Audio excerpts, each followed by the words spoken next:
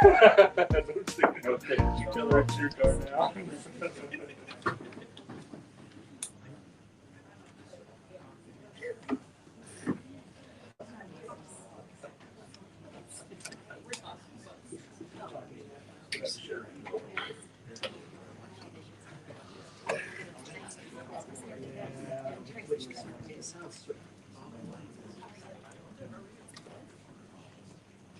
Are you all back to healthiness? Yes.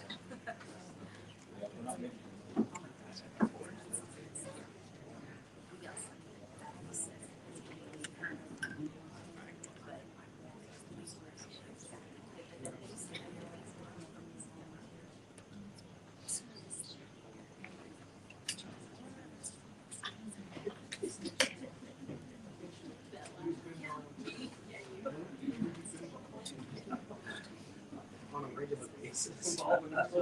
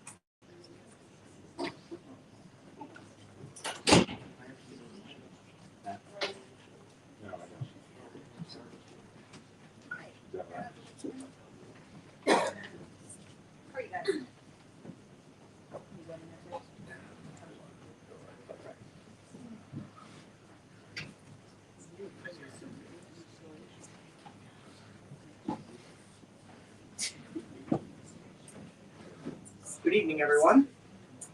Welcome. I'm going to call the meeting to order for the March 11th, 2025 County Council meeting. If you would join me in a prayer.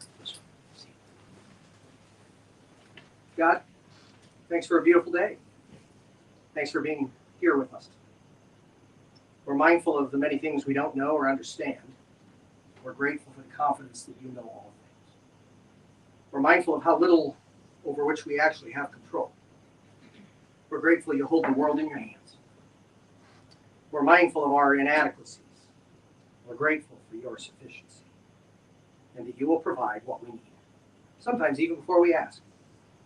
But tonight we do ask for wisdom to make good decisions, that we would listen to understand before needing to be understood, for light when it seems dark, and for guidance when we're trying to discern our way. We ask, believing that you hear, that you care, that you answer, and that your answers are good. We ask for your blessing on our country, our county, our many communities, and our families, for safety, for health, for common good. We ask your blessing for our county staff and their families. We ask for your help to all of us seeking to provide good service to our county citizens. And we ask that you would help us, for those of us in positions of leadership, to lead with care and diligence. In your name, amen. The Pledge of Allegiance, if you'll stand and join me. Pledge allegiance to the flag of the United States of America and to the republic for which it stands, one nation, under God, indivisible, with liberty and justice for all. Now, a roll call, please. Councilor Steele? Here. Councilor Cook? Here. Councilor Lyken? Here. Councilor Grabowski? Here. Councilor Keller? Here. Vice President North? Here. President Reed? Here. Thank you. We have minutes from February 11th.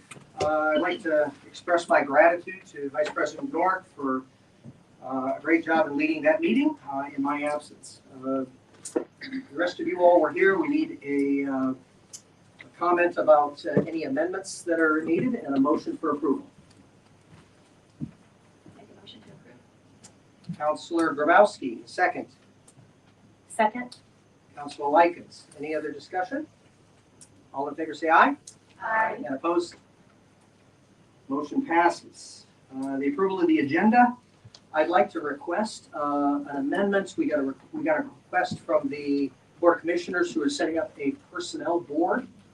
And as a part of that personnel board asks county council members to be a part, I'd like to put that under new business to address that, if that's okay. If you want to put that off to another meeting, that's okay. I'd like to do that if we could under new business. And we'll take a motion for that, for the amended agenda.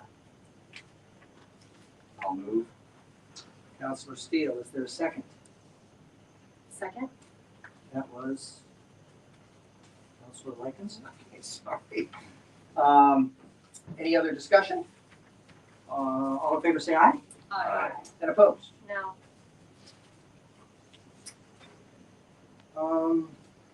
With regard to President's comments, I just like to make a couple of comments.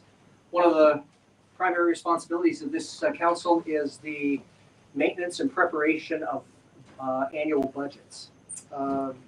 Councilor Nork and I were processing this a bit this month in conversation with our auditor, recognizing that there have been some issues over the last couple of years in the way that process had unfolded. So what I'm proposing is a budget strategy process that occurs starting tonight with a sketch of this outline, and with each month a staged approach to working through our budget in a way that is most transparent, most effective for us to understand and make decisions well, as well as our department heads to understand what their responsibilities are and preparations of their budgets. And so I'm asking in April that we will have the council members assigned to various departments to be point people, liaisons, with responsibilities to communicate with leaders or department heads on a regular basis to understand the budgetary issues and needs. Very difficult for all 7 of us to take all of the departments and understand all of the needs. And so this offers an opportunity, if a department head has a question for us, has a person to call. And so we will be putting that out in the month of April. In the month of May, we'll be beginning the development of those budgets. And so our department heads will be putting together tentative budgets with the understanding that the baseline for 2026 will be the 2025 budget. That everything will be the same, and that then there will be, if they have a request for some kind of amendment or adjustment, that those things would be made, or those requests would be made in order of priority, with background and justification for why they believe that's going to be necessary. And so that will help to help us to understand, and they'll be communicating with their council point person about that through the course of May. By the middle of June, they'll present those to the auditor, who will be able to then get those to the rest of us, where we can begin the process of evaluating the budget in its totality. In July, we will establish regular meetings for us to be able to process with department heads and with each other what that first run or first draft of a budget proposal for 2026 is going to look like. There'll probably be some extra time needed for us to meet in July. The response or the results of those meetings will go back to department heads for amendment or recommendation, where the department heads will have the next month until the month of August to revise those and turn those back into us. We will have an opportunity to review that then in the month of August. That will also probably require a couple of meetings. Also by August, we should have, the auditor tells us we should have a much clearer sense of what our expectation is for revenue for 2026. And so we'll be able to take this assessment of revenue and these proposed budget from our department heads and put those together. That will allow us then to be able to present to the public later in the month of August our recommendations for a proposed budget draft for 2026. Our public meeting will occur in September, and that will give the public an opportunity to both have reviewed the proposed budget as well as give us feedback at the public meeting about what everyone thinks about that, and if they have any suggestions. That gives us a whole month to take in those considerations, to go back, to review with department heads as needed any revisions, and in October, approve the budget. That has been clearly delineated and discussed by us, by our department heads, and by the public. That's the plan. And I'm understanding that there are sometimes glitches that occur, but that's at least a start for us. Next month, we'll talk about those liaisons and connections to various departments. As most of you are aware, some of you may not be, Senate Bill 1 before the legislature. It was a property tax bill where some modifications were made in the Senate, sent to the House.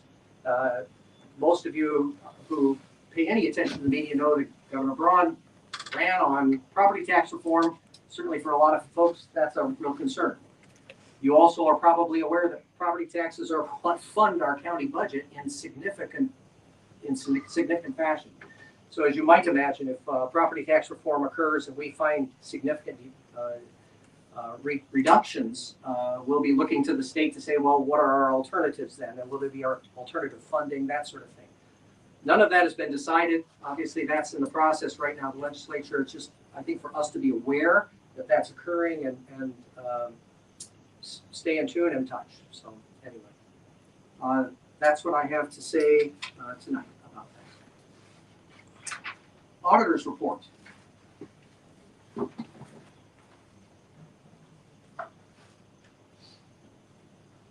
Good evening, Council. I'm very excited that you have a budget map, and I have confidence that you'll get it to work and it'll be great. What I wanted to talk to you tonight about is the general fund cash flow spreadsheet. Again, I want to point out some issues where we've changed it from last month. I'll see if I can find a mouse somewhere. Am I getting close, Kara? All right. One thing you'll notice that I've done different under the property tax, we had a 2.5 million draw last year in April. Now I want to point out right away with this cash flow sheet that I use historical numbers. If you'll pay attention to both the receipts and the expenditures, these are historical numbers, not budgeted numbers. Okay, that's very important to remember on this cash flow sheet. But I did back off the 2.5 million that we took in April of last year, put it back into the June distribution. The reason I do that is because I want to see right down here, I want to see where the cursor is now. I want to see how much money we're going to be short, or we're kind of anticipating short, and when we're going to be short. That way we'll know exactly how much money, if any, we have to get on in advance for that tax draw. On the receipt side, I've, just like last month I told you, I've backed out the interest from February to December. So this is what we're going to expect this year minus that interest. If you look at this number, it's about $46 million. And right now you're at a budget of $45 million. Okay, so it's very possible to be in a good shape at the end of the year if you mind your budget this year in the general fund. If you don't, you can see if we spend $3 million or $3.7 million over our budget, we're going to be in a cash position that's pretty poor. So as long as we don't abide by the historical or what happened last year, and we come in much closer to that $45 million, we'll have a sufficient cash balance at the end of the year. If we spend like we did last year, we're going to spend $48.7 million, and we're only bringing in $46.3 million. So it's going to drop our cash balance down to $8,777,000. The important part of this is that if we start the year 2026 with $8.7 million, we will not make it. If you look, we're starting this year with 11,223,000, and we're already hitting a pinch point down here in April. But if we start with 8.77 million, we're in trouble next year. We're actually going to be going to the bond bank and borrowing money to pay our bills. So it's really important to mind that $45 million budget in the general fund. Do not make appropriations unless it's absolutely necessary, okay? Because we're going to be matched up with our income pretty well. Also, I want to remind you that though we budgeted for $45 million, there's always those unbudgeted expenses that Jody pointed out on the unexpended lines last month, the tax surpluses, different things that get paid outside of budget that are dictated by the state. So I think so far we were at 373,000, if I remember right, this year, and most of that was a tax sale surplus payment back to an individual. So we do have some of those unbudgeted expenses to mind. Really, I think that if you keep to your budget, we'll be in good shape at the end of the year. And I'm confident that the way you guys have been behaving, that you're paying attention to it. So I don't think there's anything else on this particular sheet that I wanted to bring up, except I did want to touch on something that Dr. Green mentioned with the Senate Bill 1. If you look up here at the total, we're expecting $22,283,000 in property tax funding. Okay, that's essentially half of your budget. So I am concerned to see what happens through that legislation and how it impacts us. I'd like to remind the council that if you think about the county general budget, approximately 50% of it is wages. So that's people. Then you have another 20% coming out of the commissioner's budgets. That's employee benefits, group insurance, FICA, PERF. So you're essentially 70% of your budget has to do with your employees. So if we take a cut with this 22 million from Senate Bill 1, what you're going to cut is people, and that's kind of a scary thought. So hopefully, when it comes out of the legislation, they either replace the income, like Dr. Green mentioned, or give us some method to work. You know, the only thing I don't like about the state legislature reducing property taxes, it doesn't affect the state government. And we already have trouble in the sheriff's office and many other offices competing with the state wages. You know, they can easily move to the state police or somewhere else and make much higher wages. So it is a concern. Hopefully we'll know by the time August rolls around what's going to happen. And the legislative service hopefully give us a good idea of what it's going to look like. But that's all I had for you tonight, Council. Any other questions from you? Thank you.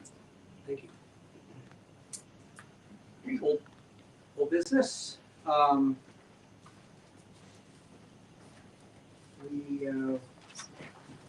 We deliberated on legal counsel. Thanks for being here. Gone above and beyond here these last couple of months, being willing to provide legal coverage for us. But it's time to work at making a decision about who will represent us here, what firm we're going to hire. Both Councilor Likens, Councilor Borowski have done some research and putting some information together. All of you have that that comparison of 5 different firms with retainers, fees, experiences, or the level of experience, how they deal with mileage and location and training and a variety of other issues. What I'd like to do is just have a process some of the options that we have, what your feelings are about that, and then we'll take a motion to make a decision. Thoughts? I have some thoughts on that. I have done a little bit of research on this, and I understand that regardless of which firm we choose, we'll probably be well represented.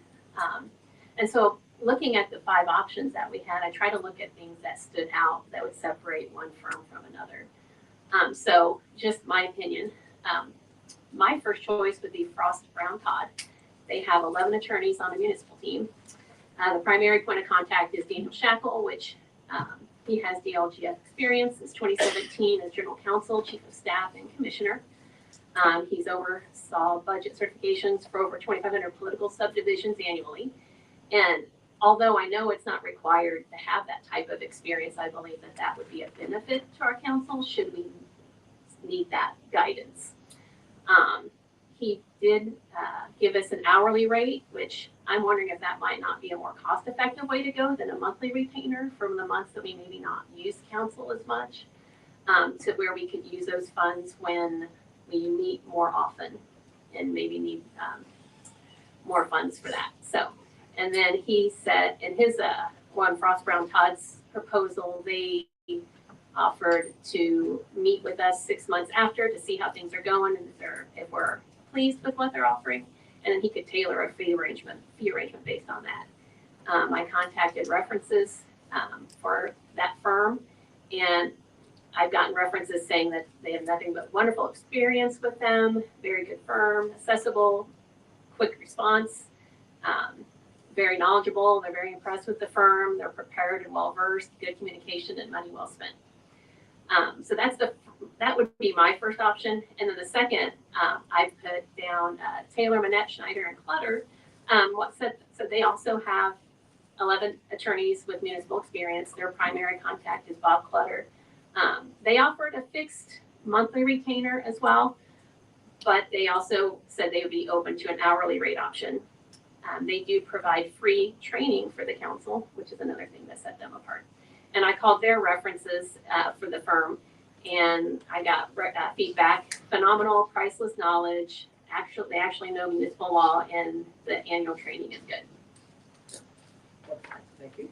Anyone else?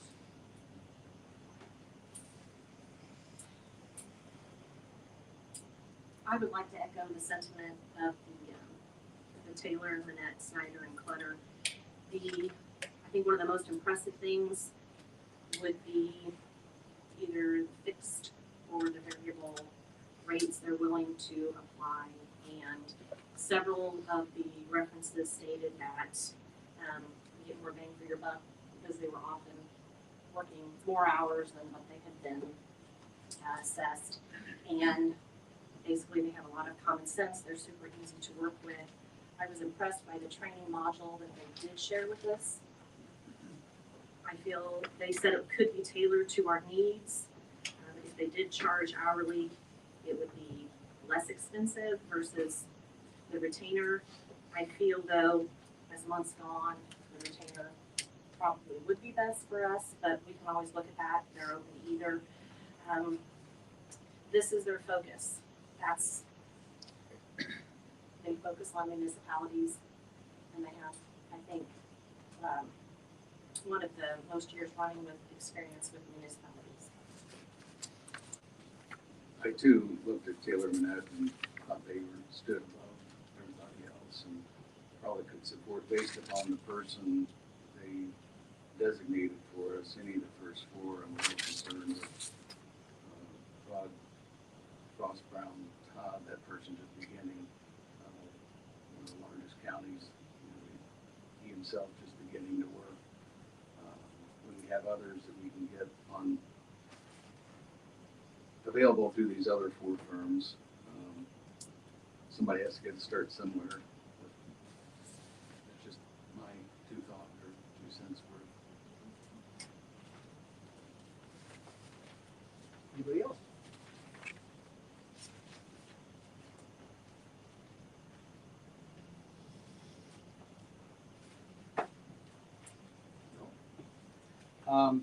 I just would like to say I'm grateful for the fact that we have what looks to me like several great options. So, my concern is we're going to be able to find somebody who's going to be able to give us good service. It sounds like we're going to be able to do that. So, I would take a motion. I make a motion to seek legal counsel from Taylor, Manette, Snyder, and Clark. Is there a second to that motion? I'll second. Motion is made by Councilor Likens, second by Councilor Steele. Any discussion otherwise? All in favor say aye. Aye. And opposed? All right, Taylor, Bennett, Schneider, and Clutter will be our new firm. Thank you guys very much for your extensive work and interest in it. So we'll be communicating with them and to trust that they will be available for us next month. New business. I got an email of an ordinance from the commissioners with regard to the establishment of a personnel board. Essentially, the personnel board would have 5 voting members and 1 non-voting ex officio member. 3 members are appointed by the Board of Commissioners, 2 members appointed by the council. They did request that 2 of the council members be those appointments. I think it's an option, I suppose, but just a word about their duties and responsibilities. The Personnel Board shall review and recommend policies concerning employment, promotion, discipline, and discharge of county employees, hear appeals from employees concerning personnel actions affecting them, advise the Board of Commissioners and County Council on matters relating to personnel policy and administration. The board shall meet essentially as needed or called by the chair or majority of its members. So essentially, I've chatted with Vice President Nork and Councilor Likens, who had served on a personnel committee that the council had that hasn't really, sounds to me like has been all that operational or necessary, which I suppose is a good thing. But in any case, would like to know if there are any council members who would be willing to serve on the personnel board.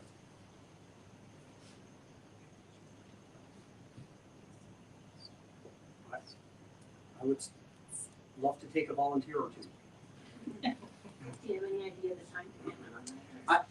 Essentially what they said was that the meetings would occur as needed.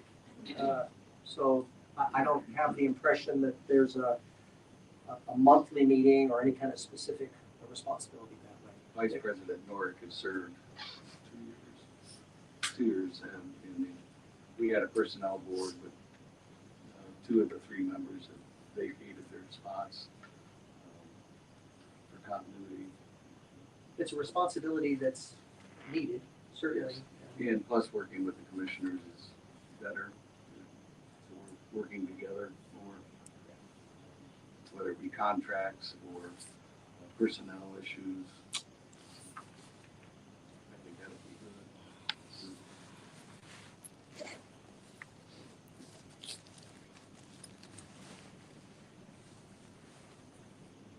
Vice President Norwood, you met twice in 1 year and 1 in another year, and it was an evening. I think they were evening 6 o'clock. No, we met at least twice the first year. 3 times, and then the second year, I think we met 1 time.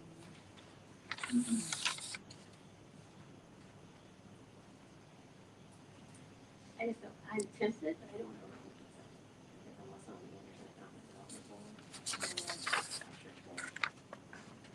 Understand. I want to be mindful of the time.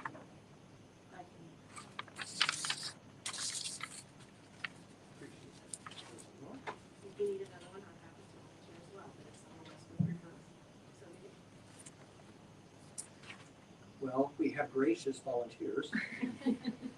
Vice President Nor, Councilor Likens. I would.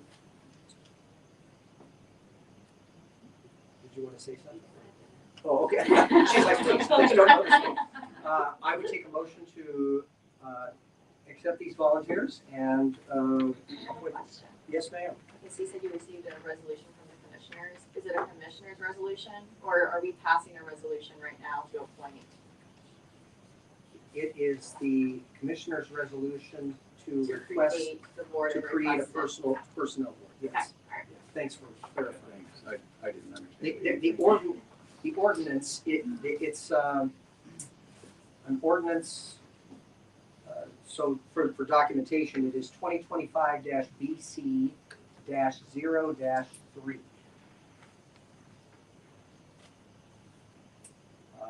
Established by the Board of Commissioners.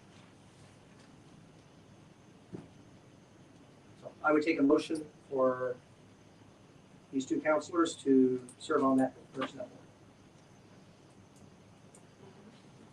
Councilor Grabowski, is there a second? Second. Councilor Cole, any other discussion? All in favor, say aye. Aye. And opposed?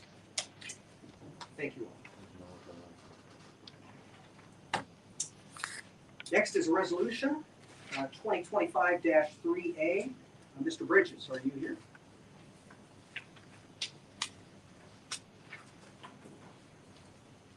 Good evening.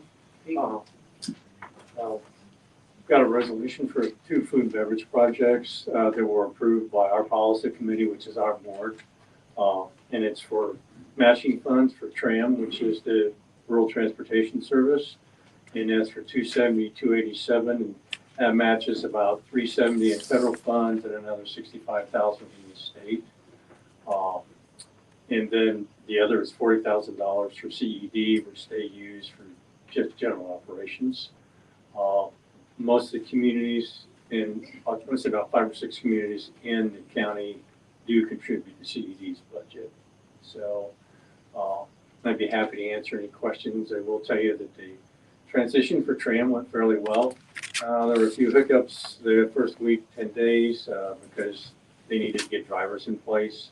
So there's a couple people they may have missed on pickup, and we had some of those, but those seem to have been fixed, which is good. New provider's been really responsive to us, and seems like we've got everything kind of smoothed out now. So service is going well. Hope it continues that way. We meet with them every couple months, and if we need to meet with them more often than that, we do. So we've already been over a couple times to meet with them just to make sure that things are going well. So. Thank you, sir. Any questions or comments, Mr. Bridges?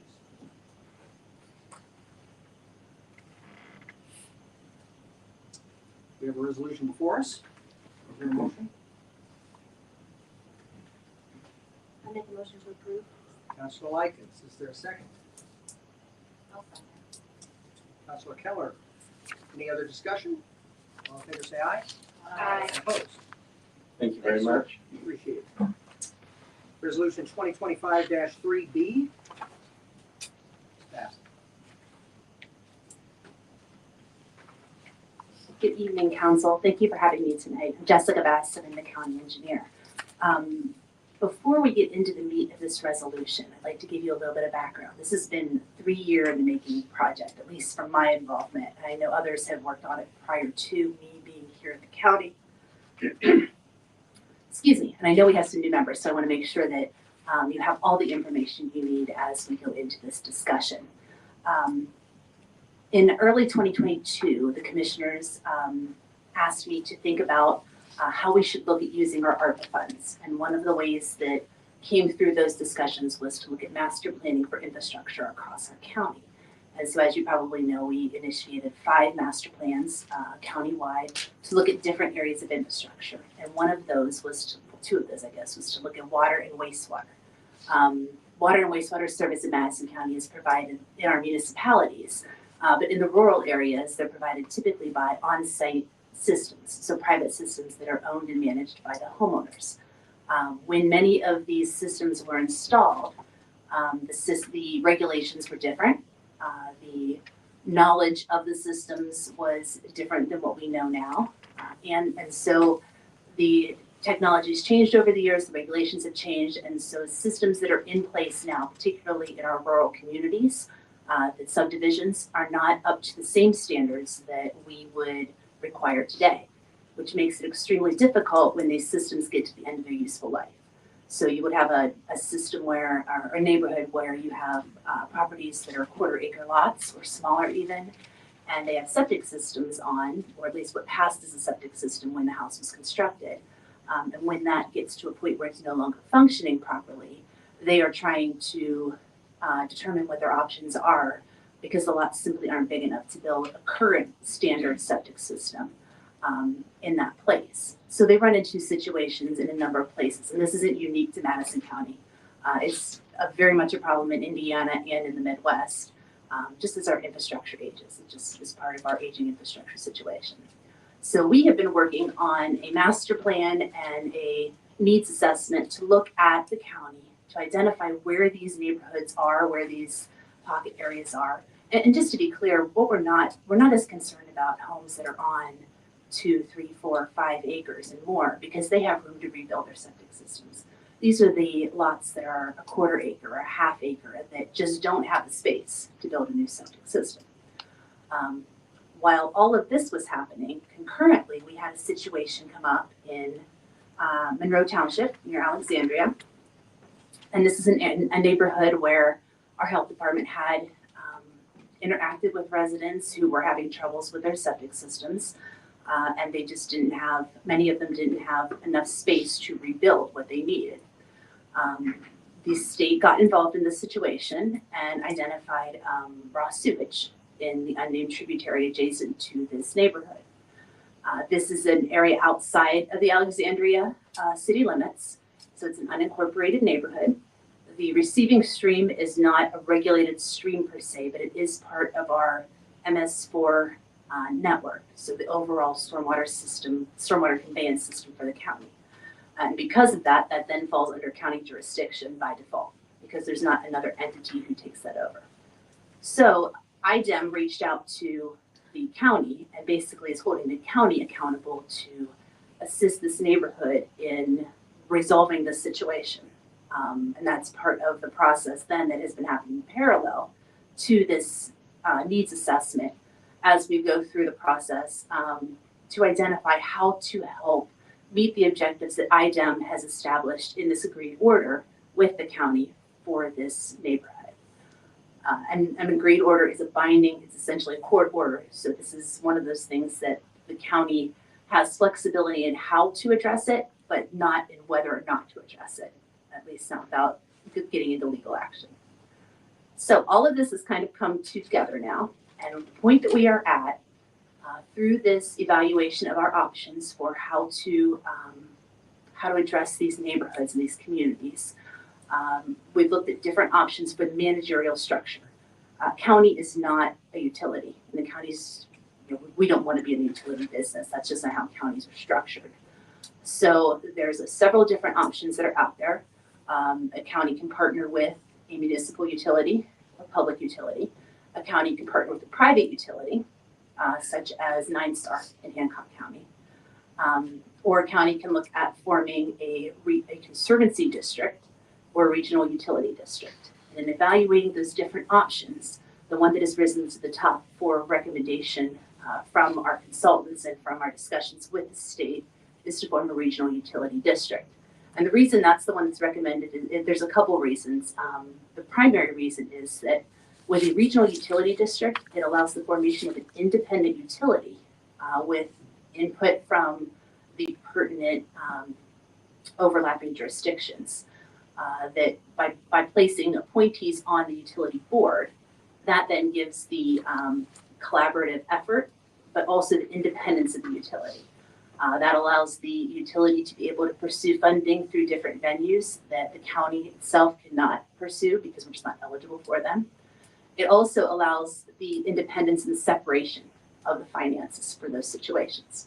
And also with the regional utility district, you don't have to have continuous area. So with the conservancy district, it's a similar situation, but you have to have continuous area. So the utility district would allow, establishing the utility district gives them the flexibility in the future to address situations like the one up in Alexandria as they should arise. And honestly, we would expect they will, especially as IDEM turns their focus from regulating of the large municipal permittees, the cities and towns, onto these more decentralized potential contaminants into our waterways. So that being said, and I know that I threw a lot of information at you, so feel free to ask me questions here. Well, what the commissioners have moved forward with is drafting a petition to the Indiana Department of Environmental Management to form the Madison County Regional Utility District. We are very fortunate here in Madison County because we have the Fall Creek Regional Waste District. Those of us who live in South Madison are customers of theirs, and they cover the four South Madison townships. And so we're able to learn from them and to see how they have structured. We did very early on talk to them and see if they would be interested in expanding, and they were not.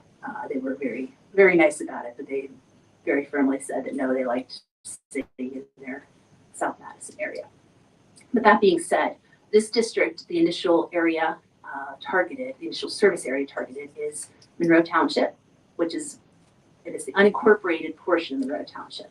It would not include the part that is already served or already within the boundaries of the City of Alexandria's sewer utility. That's the initial service area. That's not necessarily saying that everyone in Monroe Township would be getting sewer service. That is not at all the initial plan. It's just the region that is being targeted for this project because of where the agreed order currently is. The intent would be to form a regional utility district board with 5 members, an appointee from the county commissioners, appointee from the council, an appointee from the City of Alexandria, an appointee by the Madison County Health Department, and then an appointee by the township trustee. And then that board would be established to basically run the utility and form the utility. They would be the ones determining the policies, procedures, and so forth once the board gets up and running. Now, concurrently with that happening, we do have to work towards addressing the situation that is in Monroe Township that we are under the agreed order for. What would then happen is, as the petition, we started the time clock. If we started the clock today, it would still be a year before the petition would form or could form the actual district.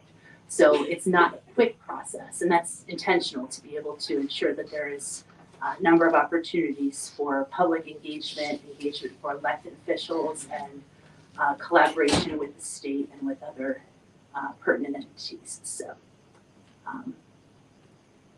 but concurrently to that process happening, we would be moving forward on addressing the situation with the intent of then turning that over to the district once it is formed and in service. So I know I threw a lot of information at you, and I'm more than happy to answer questions at this time. How many households would be affected by the regional utility district? At this time, we don't have that number. You don't have a number for how many How do you households are in the unincorporated Monroe Township? I do not have that number, correct, as I said. We will have that number at some point because that number needs to we'll have letters sent out, but I do not have that number with me. Do you have a pre-order list that you're going to include with your petition to item? We absolutely will. I do not have that with me tonight. Of course. So you can't tell us exactly who this is going to affect, just. Members of Monroe Township who live outside of the incorporated area are included in the district boundaries. That does not mean they will be directly affected. They are included within the district boundaries. And keep in mind, this is the very first step towards officially forming the district. Maybe I should say, again, I think I said this already, but it's roughly a year from the date that the petition is submitted to IDEM. So what would then happen is there'll be a number of meetings, notices published in the newspaper, notices mailed to residents, public service announcements on radios. There'll be a public meeting where residents and anyone who's even not in the district boundaries are invited to give feedback on that. And then the commissioners would receive that feedback and if needed, update the petition. And then once the petition is submitted to IDEM, there's a 180-day comment period. During that time, anyone can make comments for, against, in support, neutral, whatever the position may be, to IDEM about this district and about the process and so forth. And then at the end of that period, IDEM will make a determination as to whether to issue an order forming the district or not.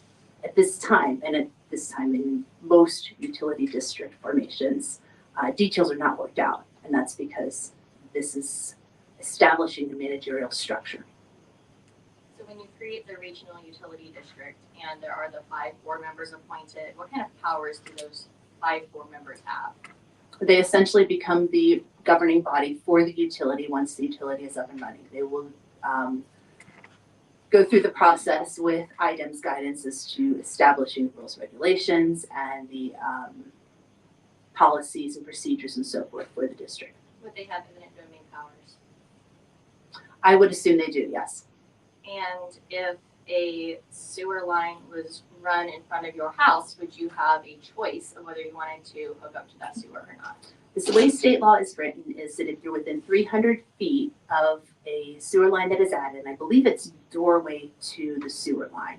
That's changed over the years, but I think that is what it is now. That the utility has the ability to establish policy as to whether or not they're forced to connect. I've worked with a number of utilities over the years. Some of them do force the connection, some do not. A lot of it depends on what type of system you're putting in. For example, if you have a pumping system and you don't have enough users on the pumping system initially, you will have odor issues because the waste will not be pumped out of the lift station in a timely manner, and that is obviously not desirable. The other thing to keep in mind is that these areas,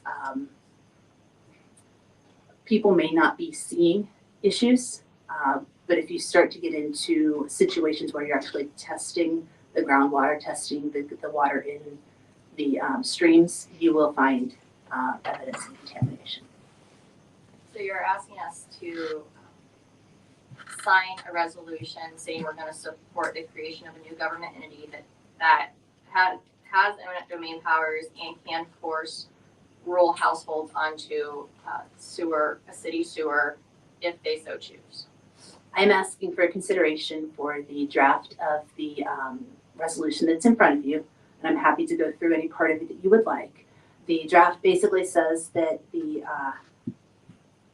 council supports the formation of the regional utility district with the understanding and knowledge that the policies, procedures of the district would come after the formation of the district, as with every other regional utility district that has been formed in the state and in the Midwest. The intent is, again, this is the beginning of the process. This then allows for any questions, concerns to be identified and considered prior to the petition being submitted. And then that would be by the commissioners. And then once the time clock starts, then IDEM has a public hearing and they will receive feedback. So there's ample opportunity to share concerns on specific things. In what ways have you collaborated with the Monroe Township trustee on this project? We have not this time. Why? I don't have an answer for you on that. Very happy to hear from me today when I reached out to ask his opinion on the project. The only thing he knew about it was a paragraph that was in the Herald Bulletin last month. And he expressed, I don't want to speak for him, but he expressed concern because he has questions and some frustration that he is one of the government entities that would get to appoint someone to the board, and he has not been involved in any meetings or in the process. And again, this is very early in the stages. We are just beginning this process, and we will be certainly meeting with him and reaching out, engaging him as this moves forward. So thank you for talking to him, though. Is there a way that we could get a list of the households affected so that we could call our constituents and find out if they would be in favor of us supporting this? I'm sure that once the list is compiled and the letters are mailed, that would be publicly available if it is so requested. But not before we express our support. This is your choice as to whether or not you would like to support this. I'm just simply providing the information and asking for your consideration. Do you have a 10-year projection of the sewer rates for these households that are going to be on sewer? We do not. This is part of the process that would happen. Typically, it would happen after the formation of the district. In this case, we're going to do it parallel because of the agreed order, but that is several steps further than where we are at this point in time. Are you going to match their current rate? You can't match a current rate when you don't have a rate. Exactly. So we're going to be adding on a monthly utility fee to a already low-income area, but not knowing how much that's going to cost the homeowners. I think it's important to understand that this is not something that we have the ability to say yes or no to in general. The district formation, sure, but the overall project, this is under an agreed order from IDEM. This is something that the state has come in and said the county has to address. Forming a regional utility district allows the county to do that in a way that could then become a sustainable, independent entity rather than a one-time cost to the county, in a way that would then ensure that as these occur in the future, which it is very likely that this will occur in the future, that can be addressed again in a sustainable and positive way. The other thing to keep in mind is that forming a regional utility district allows this entity to pursue funding through the Indiana Finance Authority State Revolving Loan Fund. Typically, the counties themselves cannot do that unless there is an intent for a district, just because of who is an eligible entity, and counties are not generally eligible entities under this program. That program is a subsidized loan and bond program that allows drinking water, wastewater, and some stormwater projects to be installed in cost-effective manners. The areas that we are looking at for this project, again, because IDEM has told us this is where they need us to do. These areas are, as you stated, the lower income areas, which makes them eligible for the better financing packages through the Indiana State Revolving Loan Fund, which then allows the project to be done in ways that minimize the cost. Yes, there's going to be a cost. There will be a cost. And unfortunately, that is the nature of having to address environmental concerns that are caused by failing septic systems that these homes have. The cost to replace these septic systems, in many cases, is higher than the actual assessed values of these homes. And so the option is then, if nothing is done, IDEM would either come in and take over and tell the county, we are doing this and you are paying for it without any say in it, or IDEM would come in and condemn the homes. And that is not a situation that anyone would like to see. This is a problem that has, again, it's not unique to Madison County. It's actually, I can't even say it's just rural communities. When I worked for Citizens Energy Group in Indianapolis, we had a very large number of septic systems in the city of Indianapolis, much larger than you would expect. And it's a problem that many communities are facing. And so, unfortunately, it's not something that we can continue to allow simply because it has been put off for so long. These have been discussed for probably, the Clean Water Act since the Clean Water Act has been in play, so in the 70s. So not every septic system in these neighborhoods is going to currently be leaking. There would be some that they're just not up to code. And so if you force a low-income family onto sewer, even though their current old septic is not actually causing an environmental issue yet, and they can't pay that bill, how would that be handled? Because I know that when I used to work in utility assistance in another county, the way that that city would shut off sewer when people didn't pay the bills, they would shut off the water. And I know city water is not part of this project. So would that be like, I don't know, like a lien on their home? You are getting into policy, which is not something that would have been discussed yet. But one thing that I do want to address that you stated that I want to make sure we clarify is that the septic systems that are not up to current code, it's not that they're working as, it's not that they aren't, how do I say this? The reason code changed is because the old code did not prevent environmental contamination. So to say that they're not problematic, to say that they're not contributing to situations is an assumption that is not likely to be true when if a detailed investigation is done. So that I want to make sure we're careful about that because when we say septic systems from older homes, it's nothing like what we think of as a septic system today. With the finger systems, with the tanks, with the checks and balances in place. It is very different. Just to think about the size of those lots. And I think it's pretty obvious that you can't get, septic systems are great when they're in places where you have enough space for the ground to naturally do the filtering. And I don't want to go off on that tangent because I'm a bit of a wastewater nerd and I'm sure you don't need to hear that tonight. But that is the problem is that simply cannot happen when you have a quarter acre lot or even a half acre lot. And so they're not functioning in a way that is needed for these communities. And it causes health issues, it causes concerns. It's something that needs to be addressed. What is the justification for making the district the entire unincorporated area of Monroe Township versus drawing the district around the Scotts and Phillips additions? Is to allow flexibility in working with the city and in initial conversations with IDEM and with the State Revolving Loan Fund. They have some ideas.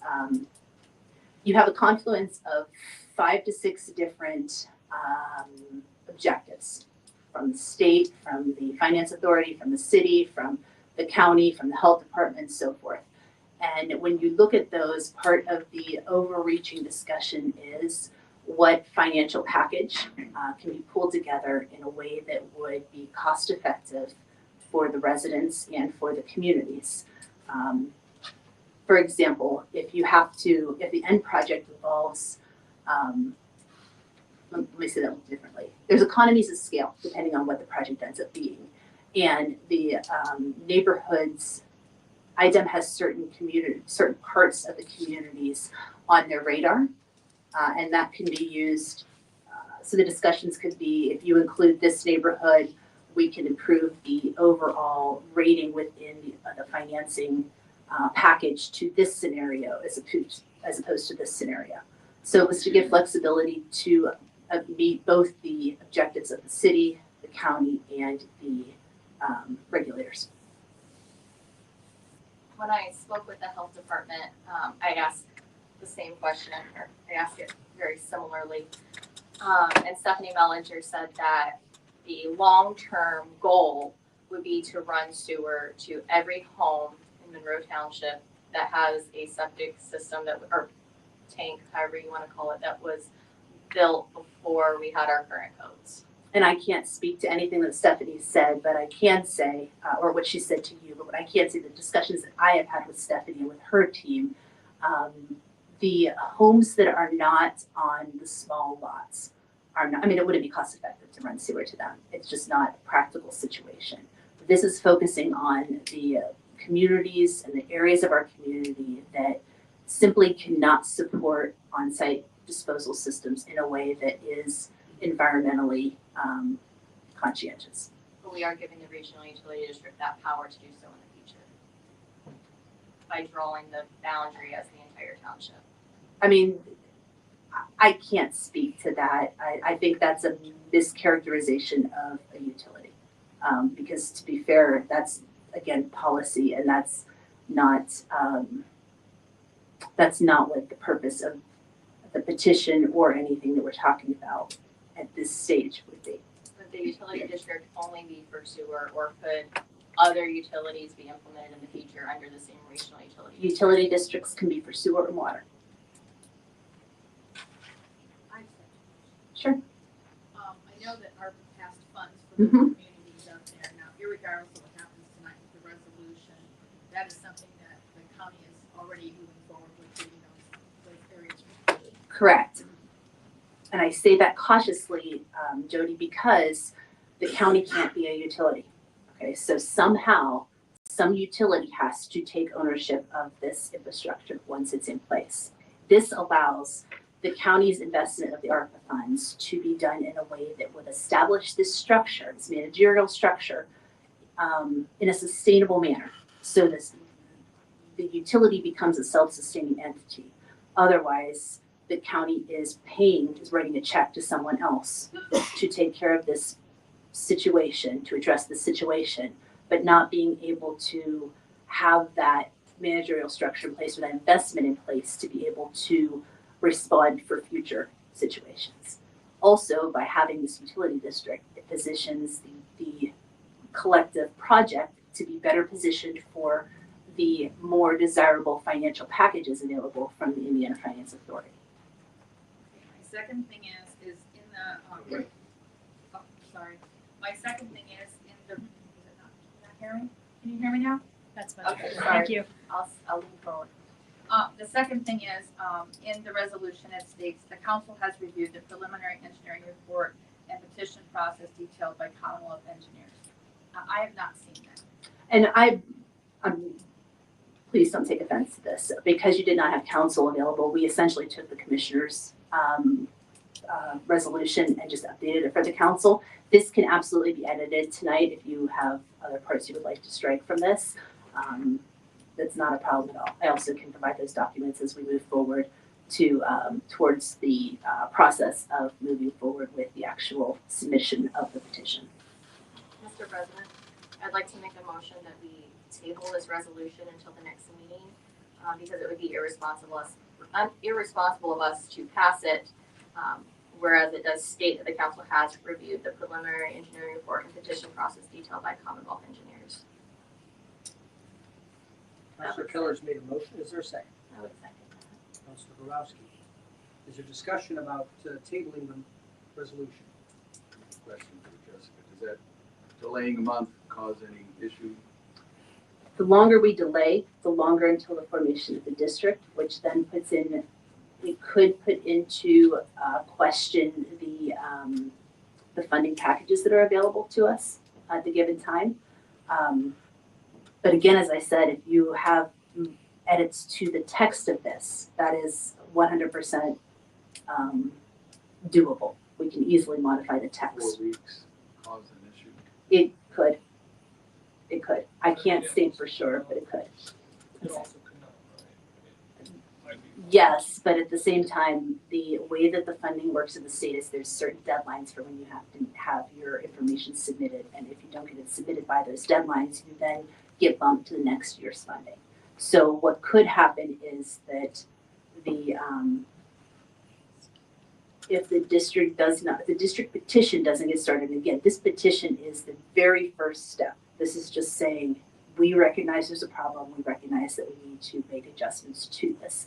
As the petition goes through the 9, 10, 11 months of public comment and review, it will be modified. It will be edited. It will be updated through the process based on the feedback that is received.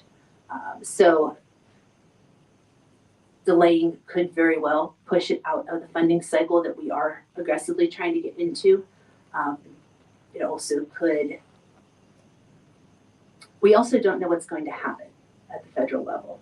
These are federal funds that come into the state that are used for these types of projects. The uncertainty that we all know and we are well aware of that is happening right now could make it so that we would miss out on the opportunity to take advantage of the funding that is out there right now, particularly for low-income communities.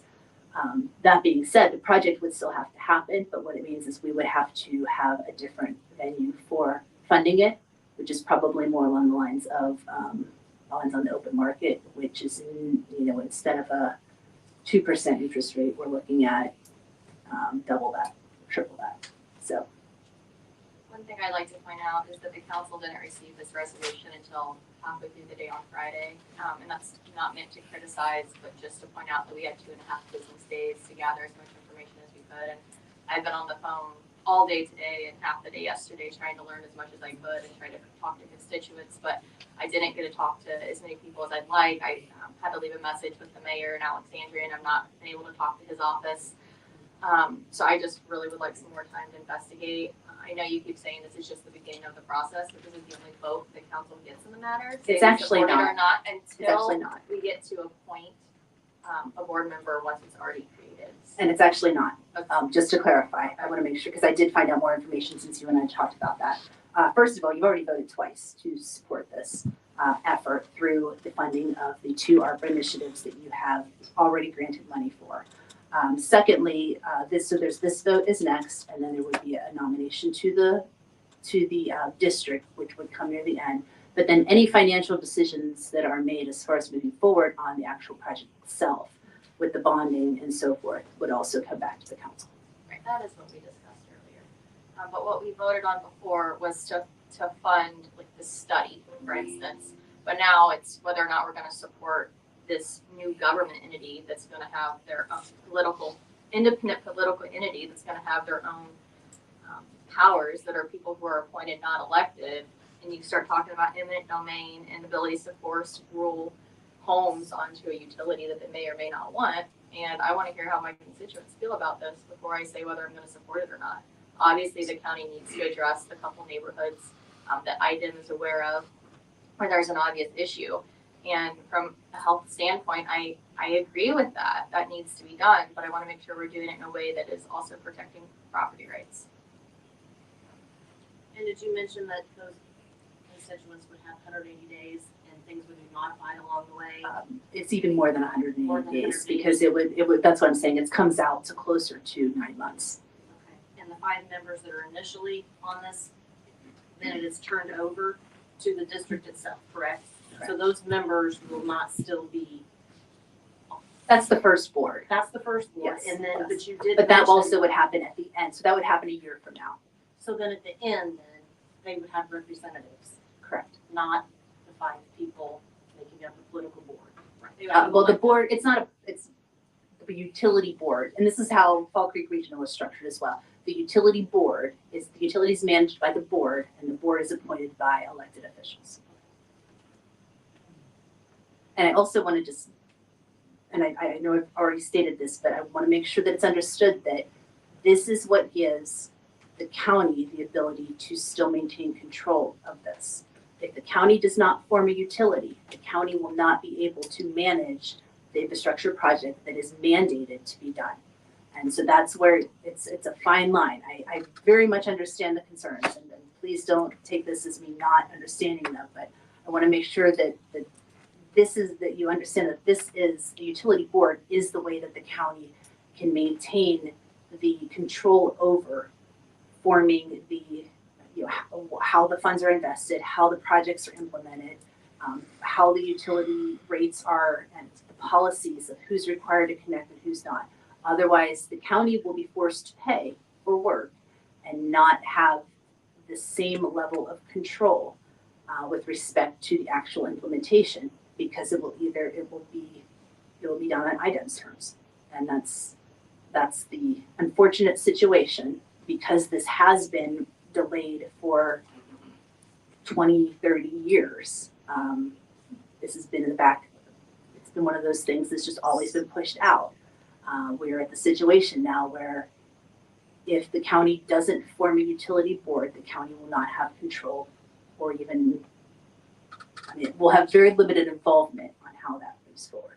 And the people are going to receive IDEM. I mean, Exactly. similar to the jail, I know on a grand scale, but basically, for years now, we were supposed to build a jail, couldn't do it. Federal regulations state we have to build it. Hey, if you don't build it, Madison County, we're gonna do it. And guess what? We price the price tag, not you. You don't have control. Similar?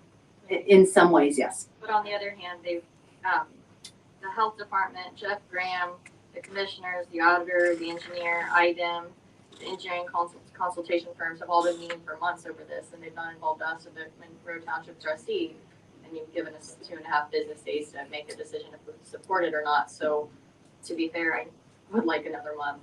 And to be fair, this is not the first time I've talked to you about this. I know this is for our new members, which is why I gave so much background information, but I've updated this group on the studies and the work that we've been doing numerous times since we've been involved in this, so. I do think it is concerning. We have obviously a lot of questions about it. We can't hear you. Use your mic. It's all. Is this better? Nope. I don't think it works. It doesn't work. Make sure Use Rob's. It's pointed to your mouth. I was just saying, I do think it's concerning how many questions we do have. I do understand that there's a time constraint on it. We don't want to lose the funding. So I think really today, it's just a choice whether we wait, obviously, or not. I mean, And many of the questions are not going to be answered at this time because this is so early in the process. This is initiating the process. And again, the language and the resolution can be tailored to your comfort level, but the question is, do you support the concept of forming the regional utility district? I do think most importantly, we don't lose power for this situation. I think that's important. Well, if we don't control it or don't form this utility, we won't have a say so, right? What about the owners? Doesn't have to be done. So we have a motion and a second. Any other discussion? Well, I just had a question, I'm The motion sorry. is to table this Oh. consideration of this resolution for 1 month, until next month's meeting. Yeah, thanks for clarifying. The question about the public being able to give their input, that's after the board is established, correct? No, not at all. No, I'm sorry if that was what was heard. Not at all. Once we have the support from the council and from the commissioners, then the commissioners are able to start the process of the public meeting and then the filing of the petition, the receiving public feedback. We've been receiving public feedback for 3 years on this. It hasn't had the prominence because we are really now starting to get to where this actually has to go as opposed to just a broad look at the county. Public feedback can be sent at any time, but there will be a public hearing before this is even submitted to IDEM officially. That's part of the process. And then that 180 days starts once IDEM moves forward on their side of it. So public input is heard and received long before we have members of a board appointed. But I mean, we're establishing the board tonight. No. Oh, okay. No, the resolution is just saying you support the concept of pursuing this utility district, forming this utility district.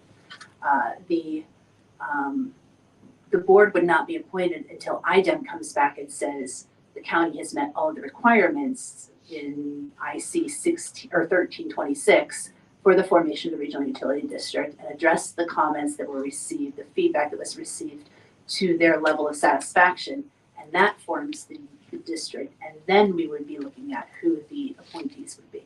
So we're over a year probably from having appointees for that. And you said there were different options that you could have used to achieve this outcome.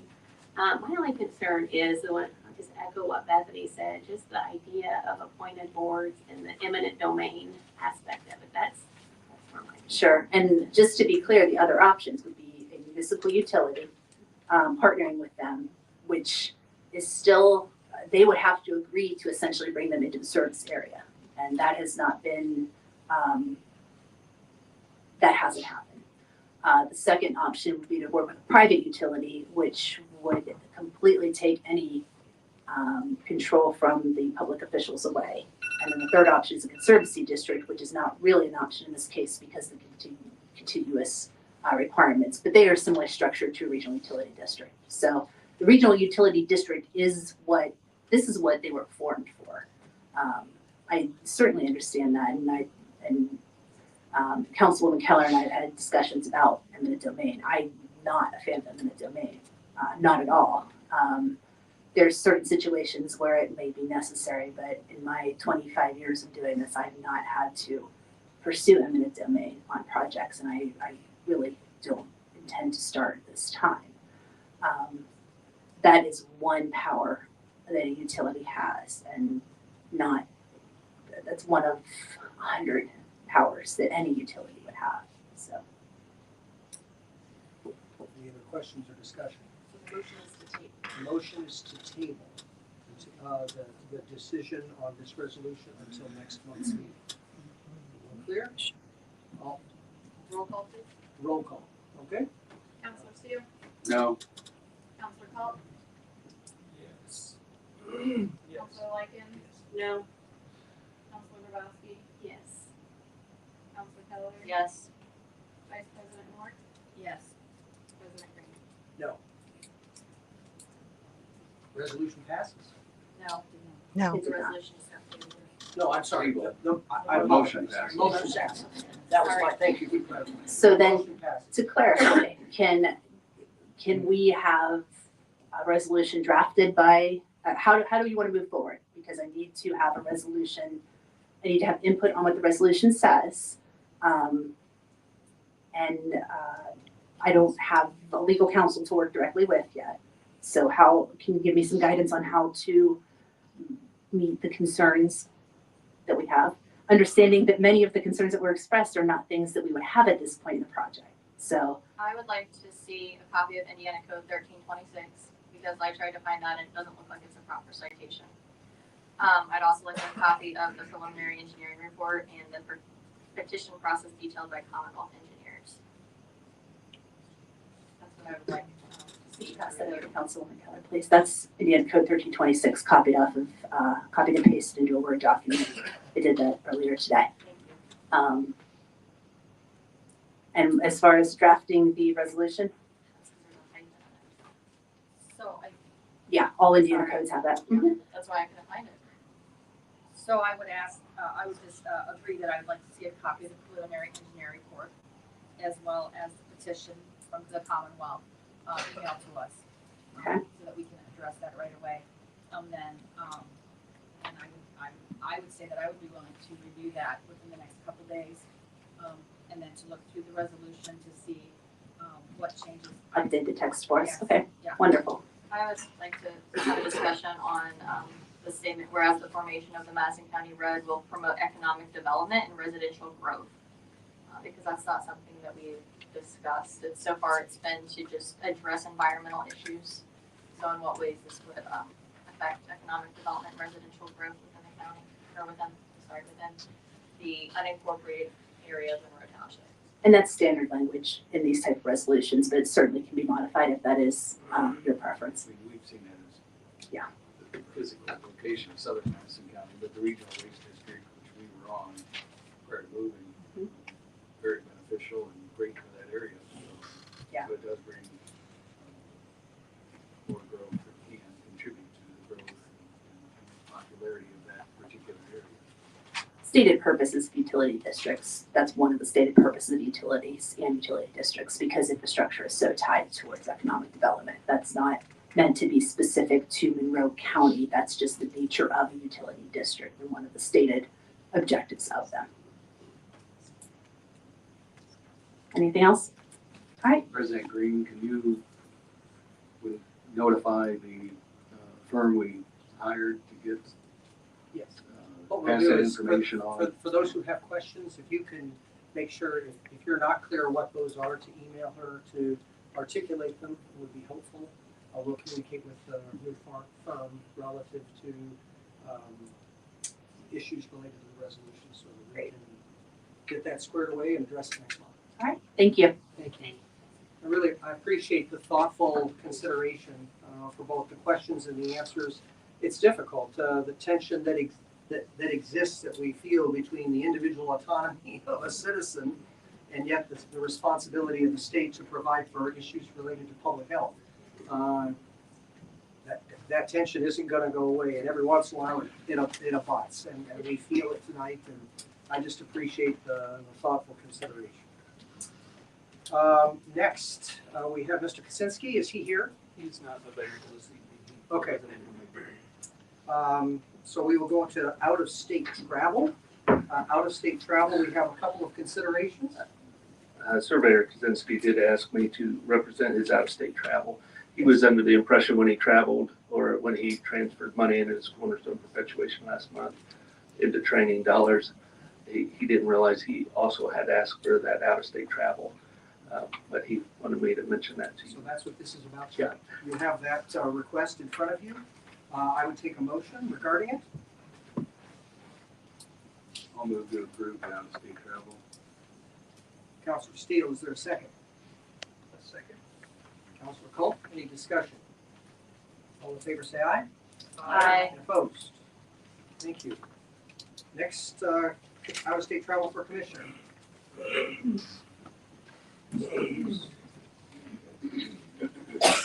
There are actually a couple of those.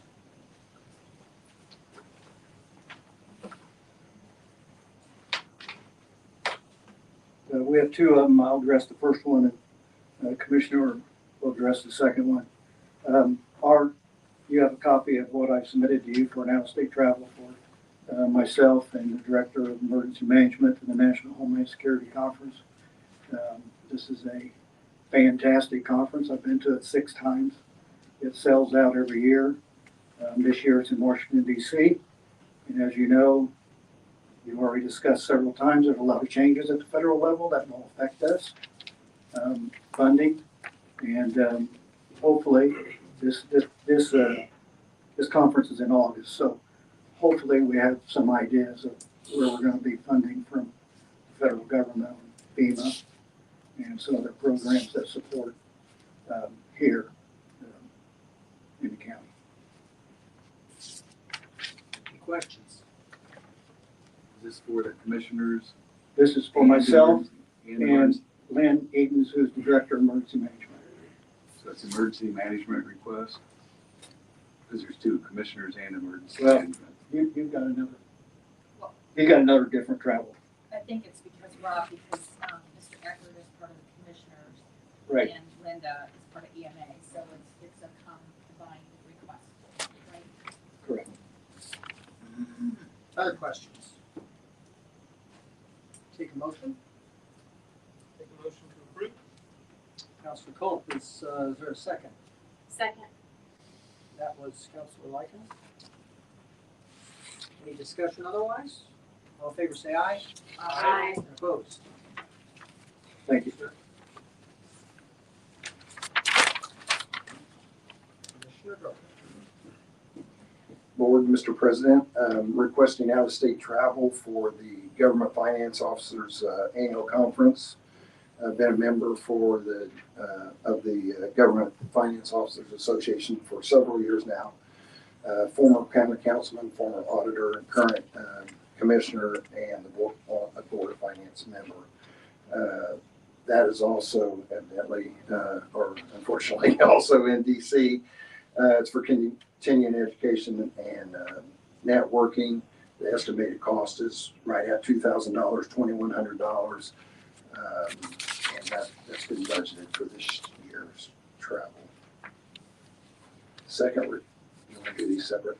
Okay. Second request is out-of-state travel to the NACO conference, this National Association of Counties.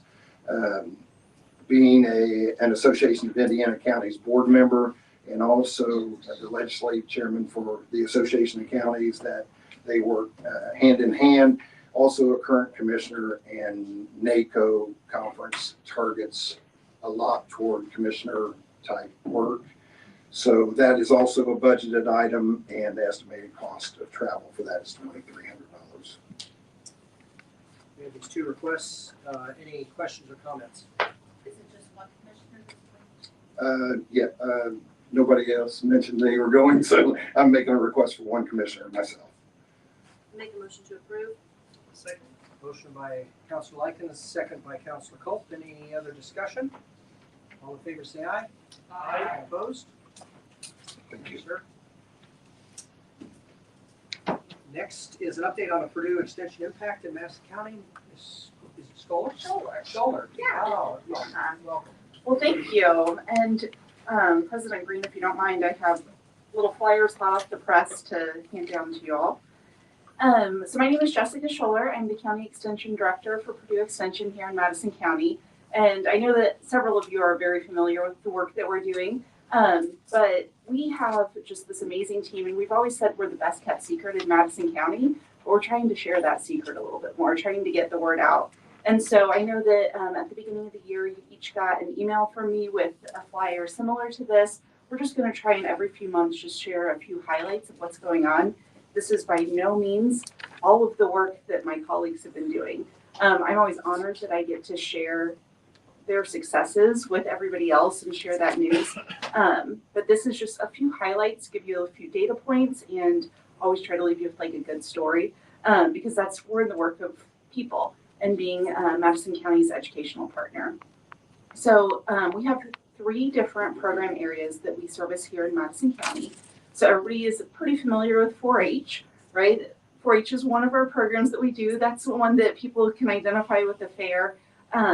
We also have an agriculture and natural resources educator. So if you're familiar with the Master Gardener program, that's something that they're working with. And then our health and human sciences educator does a lot of outreach, a lot of partnerships with other community organizations. And I wanted to share the highlight of what had been happening in her program. She's doing a safe sleep program. It's a partnership with Ivy Tech. And when the hospital does a safe sleep program, that is targeted specifically towards parents, and it doesn't reach any other caregiver. The program that they're doing, grandparents, other caregivers, babysitters can all take part of.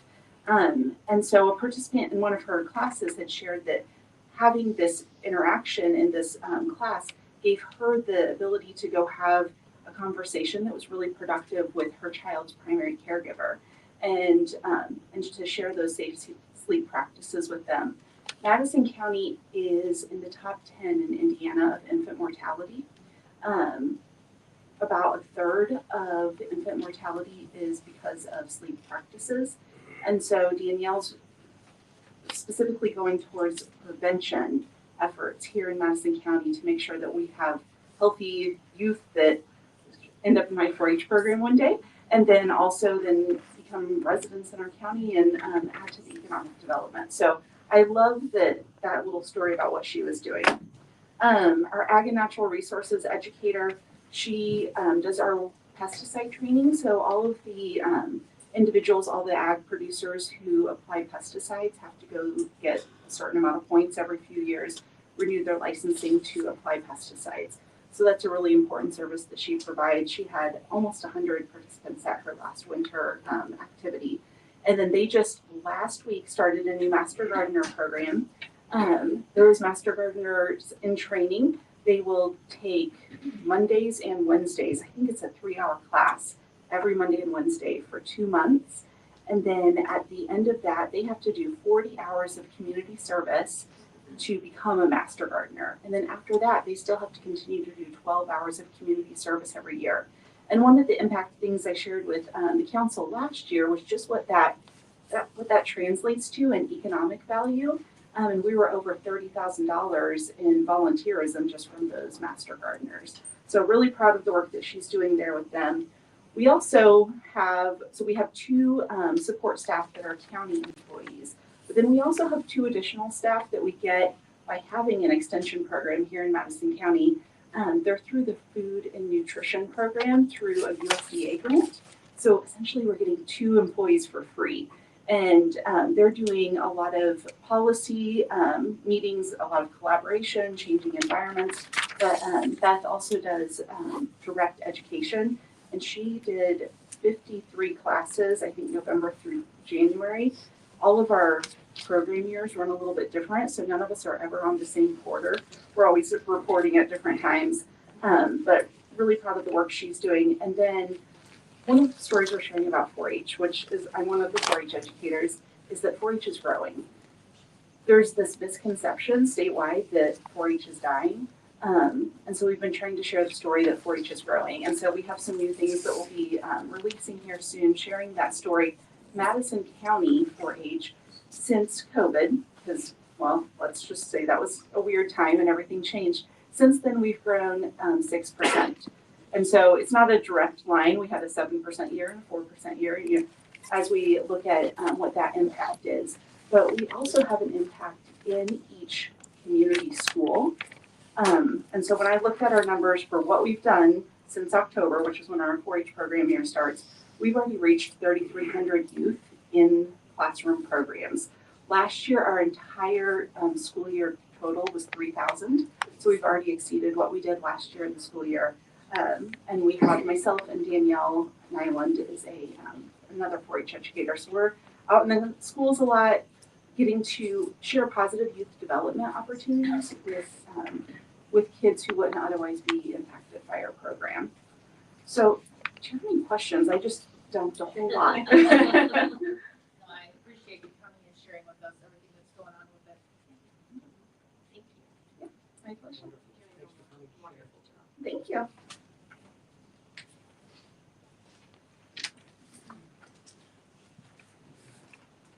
Next to transfers, we have 4. First would be our treasurer. Is he here tonight?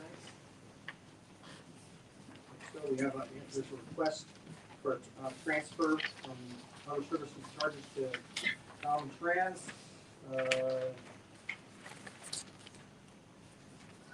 Give you a chance to look over that. Says mailing expense to LED mail masters tax. See his mailing expense to mail masters tax statements. Motion to approve. Motion by Councilor Likens, second. Second. Second by Councilor Keller. Any other discussion? All in favor say aye. Aye. Any opposed? Motion passes. Emergency management.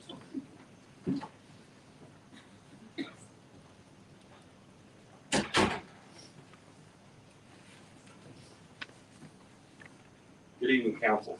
My name is Len Edens. I'm your emergency management director. I'm requesting a transfer from $3,000 from line item 440 to the 3,900 account in order to pay for the seminar and training, which will give my hours that I need to continue as the emergency management director. You said 3,000? Yeah, This says 4. yeah, I'm sorry. My typo But on now my it's sheet. 3. No, my typo on my sheet, so I apologize for that. I'm trying. Request is $4,000. It transferred. Is there any question? Are there any questions? So I said that it's to attend required training seminars. Is there an online option that would be cheaper? We had planned on going to this one because this is also going to give me the updated information on how FEMA and the National Homeland Security is going to proceed next year with the funding. Getting lots of different clues, including my salary, the EMPG salary grant, and at this conference/training along with 30 other classes that will be on. One day is nothing but how FEMA will be projected and going forward next year, which, as you all have talked about, is completely an unknown right now.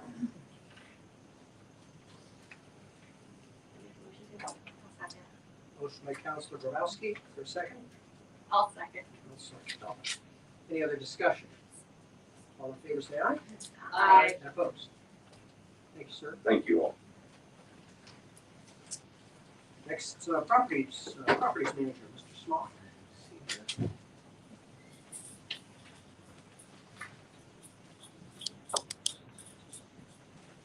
Council. We were wanting to transfer money from 3,600 line and make a new 3,900 line so we can pay like quotes and assessments and stuff for the Star Bank building. It says you have an invoice for an inspection report for $1,680 for the Star Bank building garage. That's on the justification. So has that money already been spent Yes. without an appropriation? Yeah. Pretty sure she's already paid it, yes.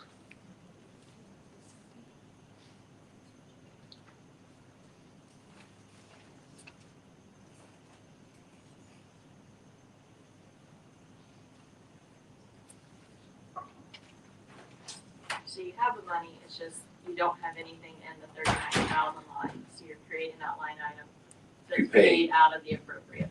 Right, to pay, yes. To pay like for your assessments and quotes, inspection. I make a motion to approve. Second?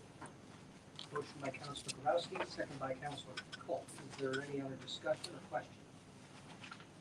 All in favor, say aye. Aye. And opposed? Thanks, sir. Next, prosecutor's office.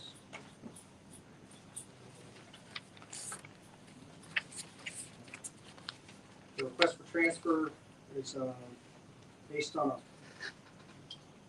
you have the justification from the office, full-time investigator took a new position, new hires working only part-time, transitioning, for payroll procedures and additional funds to fund the insurance line for a full-time employee who's taking care of insurance. That is a transition of the $23,515 to $84,000. I wish somebody was here because I had some questions about whether or not. Table it. In the future, if they're gonna want to, Don't pass it. put that back to a full-time position again. Don't pass it. Table it. But, I didn't even ask the question. Make a motion to approve. Motion to approve, Counselor Colt, is there a second? Second. Second, Counselor Steele, is there any other discussion? All in favor, say aye. Aye. Opposed? No, Let's do a roll call. I wanna make sure I've got this. Raise your hands. Councilor Steele, Yes.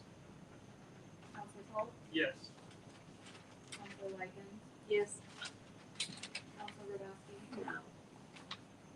Counselor Keller, No. Vice President Moore, No. President Green. Yes.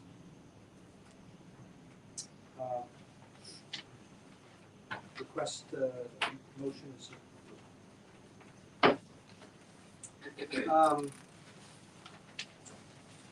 New month. We have a request from the clerk's office. Ms. Smith? Good to see you all. I'm Linda Smith, your county clerk. It's the first time I've gotten to see you this year. So my request is for an amount that was inadvertently directed to the wrong fund regarding a law change in 2017 where for a service fee, the law change was from $25 that the sheriff's department would collect. It went up to $28. And the clerk was to get $1 of that service fee put into the clerk perpetuation fund. So the amount, we did get that corrected thanks to help from Benita from the civil office of the sheriff's department and my bookkeeping department. And so as of in 2024, we started the process like it should be. So when I looked back and realized that was actually a law change, the money was collected, but the dollar that was to go into the clerk's fund was never put there. It went into the general fund. So I'm asking that this council would direct the auditor to put that money where it's supposed to be. Does anybody have any questions? Questions? It's from 2017 to Yes, it is. 2023. Yes, it is. Did you get your breakdown? Okay, Public may want to know the timing you didn't mention. I'm sorry.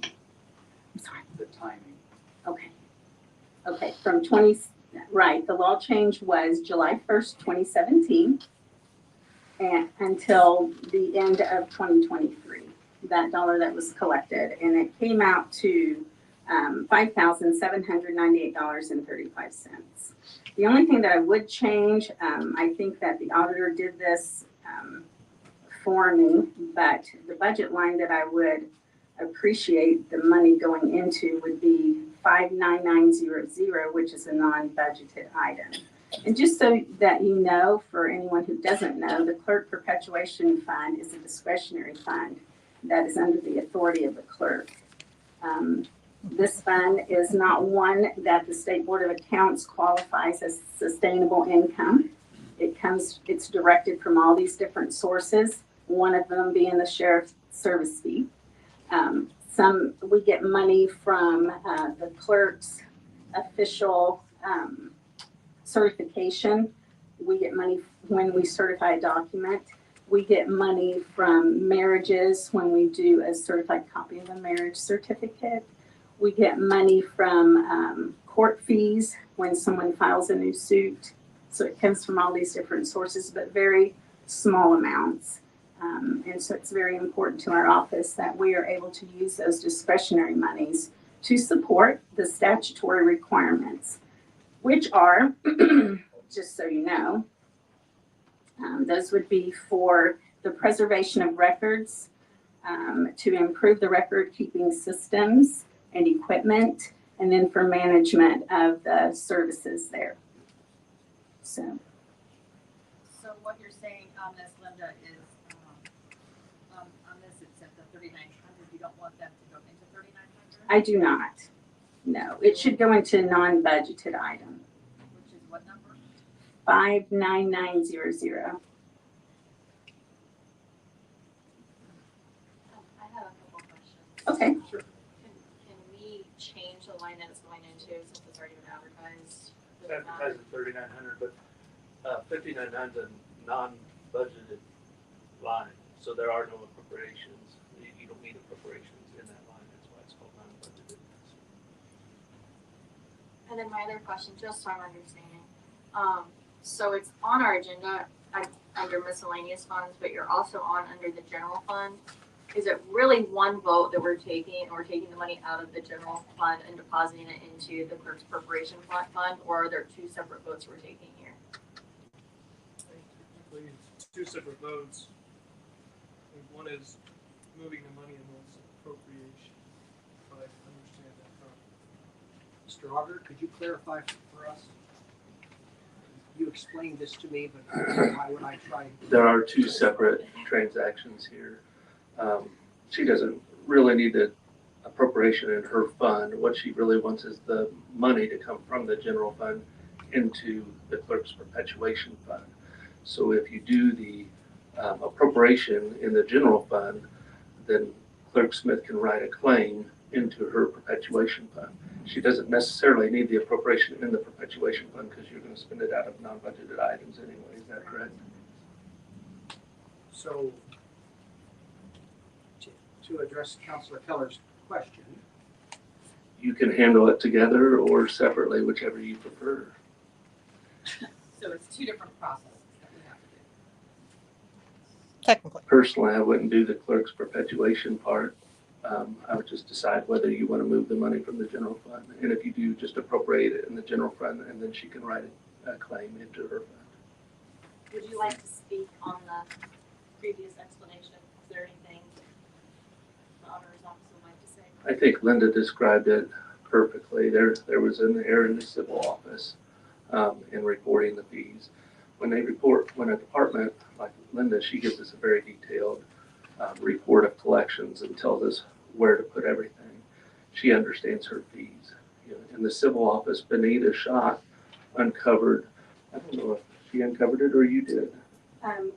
We noticed that we weren't getting any money from that. Okay, fund. so you kind of Right. communicated So to we Benita. communicated with her. So they worked together and she figured out, yes, she was supposed to be identifying that fee and splitting it between the general fund line item and the clerk's perpetuation fund, $1 to the clerk's perpetuation, the $27 to the general fund line. I would address the email just briefly that you got from the sheriff. I think he's going to come visit me this week. I've reached out to him directly, but he indicated that the line wasn't put in his sheriff pension fund. But really, what you're really looking at is just two revenues that are coming into the general fund. So it really doesn't matter which one it's going in because you're budgeting on those expected revenues. So.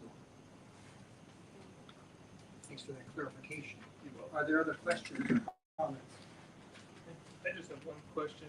I was just curious. I know we have it on in our email somewhere, but how much is in the clerk's perpetuation fund? Currently, there's like $330,000, and there was a project that was completed in the previous clerk's administration where we had a scanning job that was done, and of course it didn't complete until I came into office, and I opted to not do the shredding part of that. So we got like $51,000 put back into the clerk's perpetuation fund for that. So there's just, the money trickles in literally. It's not something, as I said, that is sustainable. It can be used for probably like a one-time purchase of a piece of equipment. You know, it's for those kinds of things, a special project, or even to benefit the employees, maybe for a one-time increase on their salary. Just, you know, it's just not something that you can depend on, I guess, to sustain a certain item. Just a one-time thing, if you would look at it that way. With a little savings. That's right. And we try really hard to make sure that we are diligent in our collections. That's how we found that error. And like I said, it's a big thank you to the Sheriff's Civil Office because she did a lot of work to go back all the way to 2017 and help us be able to recover that as long as you guys approve it.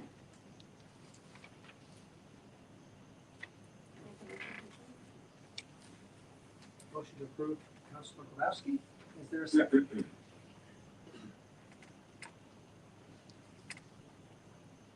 I make a second.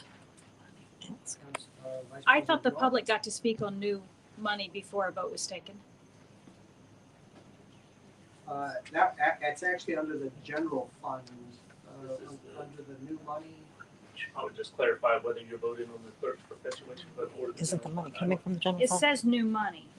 It's coming from the general. Fund only. Yeah, this is clerk perpetuation that we're talking about. This is a specific fund, not the general fund. So just to But if we clarify, approve So, yes. Where's the money coming from? It's coming from the Yes, general. thank you for asking.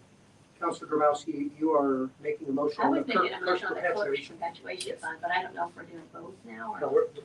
that's the motion. We have a second on the clerk's perpetuation fund motion So to approve. Are we in discussion time? Yes. I'm sorry, I'm not trying to be No, that's rude. Okay, so if we do appropriate it here, then we also are committing to taking it out of the general fund when we vote.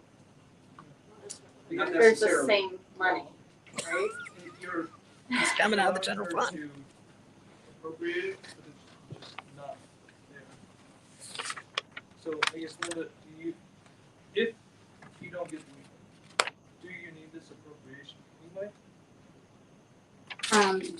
I guess I'm not really understanding what you're telling me here. So, Do I need for it to be appropriated? right, if the new money out of the general fund isn't approved, do you need this money, this appropriation anyway? Without the new money? I would not ask for that until I was ready to move on a project. So this is a correction of an error, and that's what I'm asking for you to understand. I guess, but the thing is, if you don't get the money, the new money out of the general fund, this clerk perpetuation appropriation, you need that if you don't get the new money out of the general fund approved. Do I want, so the money that's in there right now, you're asking me if I want to get that much appropriated in 59900? Even if you don't get the new money out of the 1,000. No, not at this time. Mr. President? Yes. Perhaps I could help by making a motion that we approve the new money in both the general fund and the clerk's appropriation fund at the same time and have public comment on it. So, Would that be well, useful? we have a motion And I can amend it. and what I'm asking is, are you amending the motion? Yes, sir. Is there a second to I'll amending? second. So Councilor Keller is amending the motion to vote on both at the same time. Councilor Steele, second. Any discussion about that motion to vote on both of them together? Public comment first. We- Yeah, we will. Get public comment. Yes, we will have public comment if we approve this vote. No. The vote is to amend the motion to consider both of them at the same time, so now. But it's we will coming consider from them general both fund. At the same time. We're not actually voting on it right now. We're not voting to We're approve. just voting to vote both together. Yeah, the vote, so I apologize, just to clarify, the amended motion and second is for us to consider discussion and vote on both at the same time. Is there any other discussion about that? All in favor say aye. Aye. And opposed? So now we are going to put aside the first motion, and we are discussing both the clerk's perpetuation fund and the general fund monies. So, in that regard, we can hear from the public. Is there anyone who would choose to speak to this issue?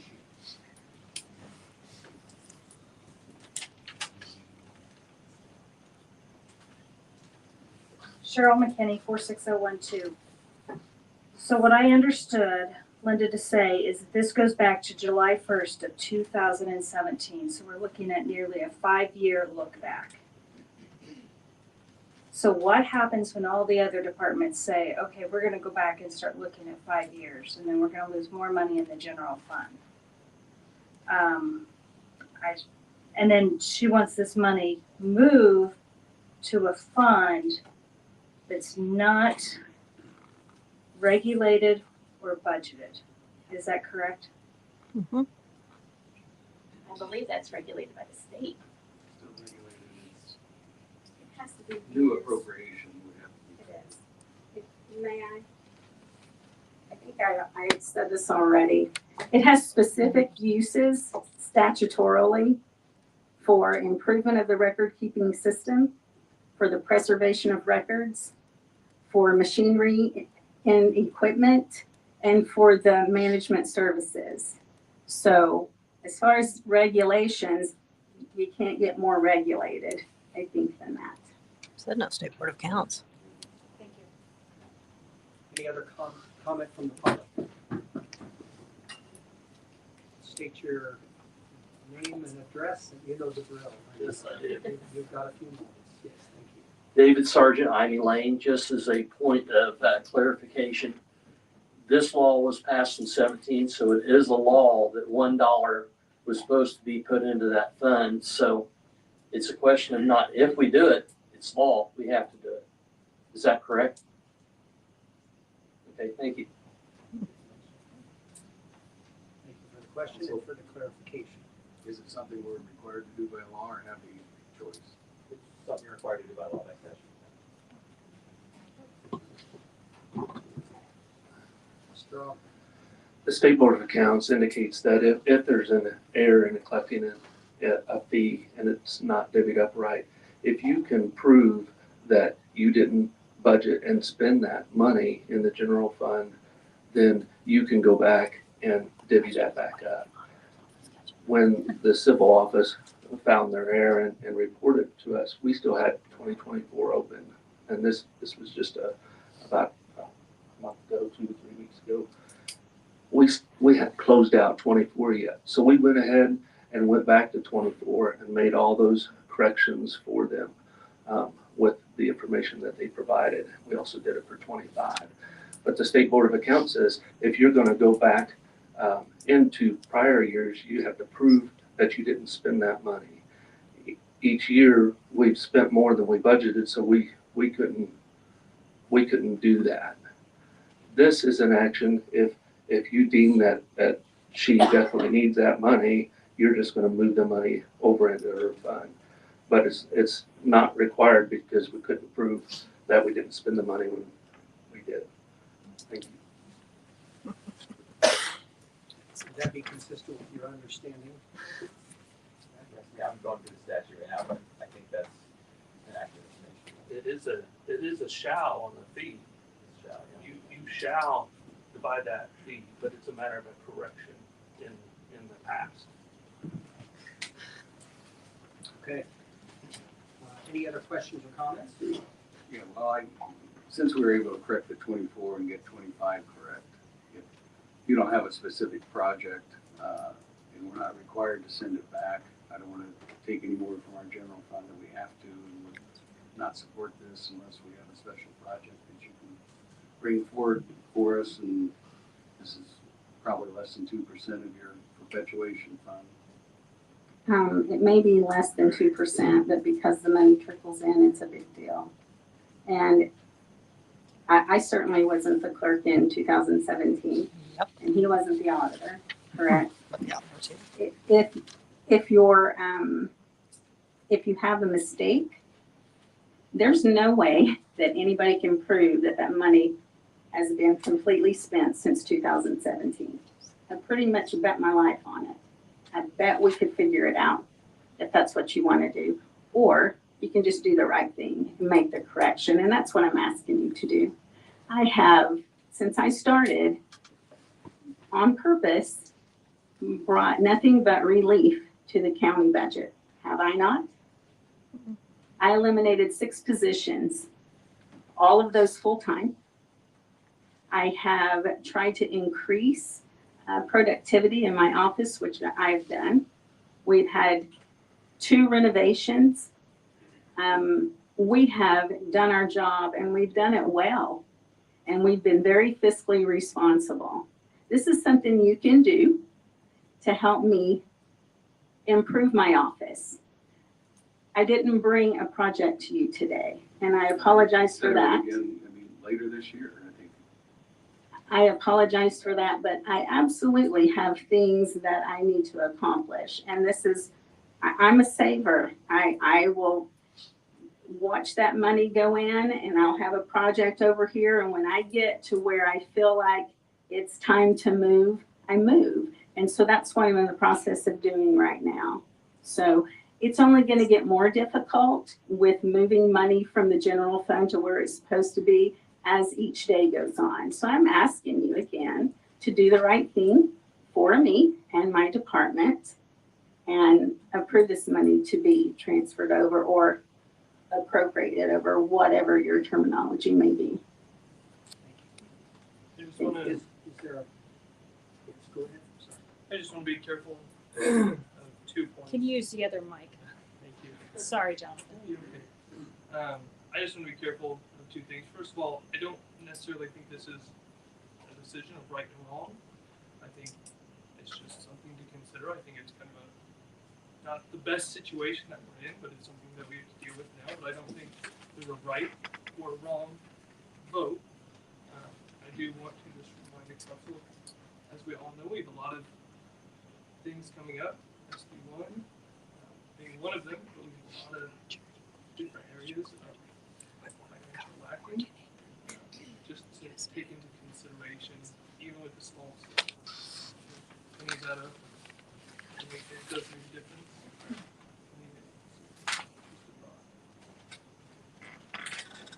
Just to add to the conversation a little bit, I think Linda has shown a good faith effort over the years to be fiscally responsible with her department. And I'm sure she has saved more than $5,800 off the relief on our general fund spending. It's not a matter of looking at what she has. It's a matter of this is something that should have been put into that fund. Just my 2 cents. Other discussion, or I will take a motion. I'm sorry. I make a motion to approve both the perpetuation fund and the general fund request. Councilor Borowski, motion to approve. Is there a second? I'll second it. Vice President North. I'm sorry. Roll call, please. Is there any other discussion on the motion? Counselor Steele? No. Counselor Polk? No. Counselor Likens? Yes. Counselor Borowski? Yes. Counselor Keller? No. Vice President North? Yes. President Green? No.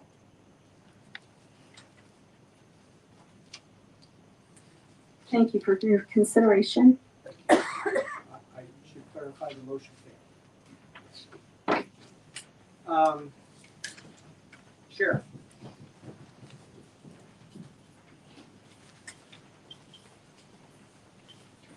Council, John Beam from Sheriffsburg. This is a grant that we received, I believe these are for breathalyzers that we utilized the support of the grant for traffic safety. Any questions for the sheriff? Name's Casa. Is there a motion? I make a motion to approve. Motion to approve, Councilor Grabowski. Is there a second? Second. Councilor Cole. Any other discussion? All in favor, say aye. Aye. Opposed? Thanks, Sheriff. Thank you, Council.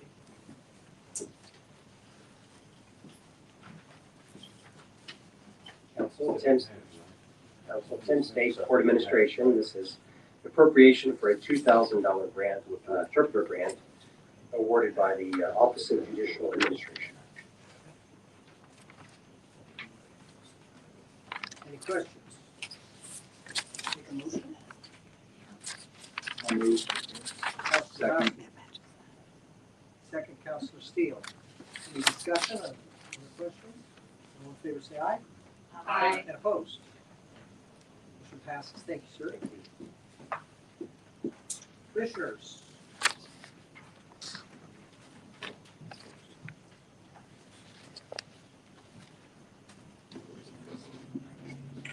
Good evening again, Mr. President and Council. Have a request today from the Capital Asset Improvement Fund in the amount of $1.2 million, breaking that down to professional services of $200,000 and repairs and maintenance at $1 million. That's Fund 4976. Have some projects here on the list I'd like to share with you.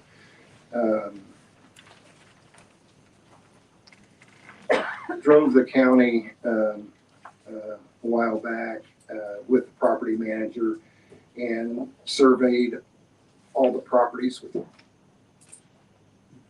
Okay, I thought you were looking for it. Surveyed all the properties within the county, the assets within the county, and took a assessment of our needs for preservation, restoration, repairs of buildings from.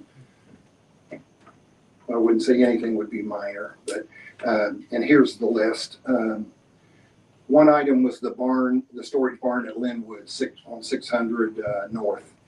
That would be part of what we're requesting for unless that's incorporated into the highway projects that will take place later on the new fueling station and all that. And if there's room for a storage barn or incorporate that storage into that facility, then that piece wouldn't be needed on the preservation of that pole barn. But we found when we went out there was post rot, things that was allowing actually the metal to come from off the building because of the purlins in the building and the posts in the building had some post rot, and the post and purlins is what you screw the metal into, and had some metal that was coming off that. We may not be doing that. It just depends on how that's going to be incorporated into what will be done later at the highway department, and if there's room for storage or a building or storage in a building that in that project. Secondly, and I think quite important, is the historical Brandenburg Chapel at the youth center on the Brandenburg property. That chapel was built in 1924. I won't say it's in horrible repair, but it needs repaired and it needs preserved, and the restoration of that building would be important to the county. The building was built in 1924 when the Brandenburg home was built, children's home was built. It was the chapel for the Brandenburg children's home. That building needs a new roof. The columns and the windows and the facade, the fascia and the front of the building that is painted all needs preserved and painted. The inside of the building has had some roof leaks from the roof. The roof has been patched. I don't know that it's leaking right now, but there's been some shingles replaced. If you drive by there, you can see them. They stand out like a sore thumb. But a new roof on that building and paint and update inside. That building could be used for a number of things. I have been in touch with Stephen Jackson from the Historical Society. He was kind enough to immediately call me back when we were surveying that property and looked at the chapel. And I gave him a call and I said, Stephen, hey, do you have any clue when this building was built? 1924, Rick. So it's 101 years old. So I called him back a few minutes later and said, hey, you know what kind of shingles was on that roof?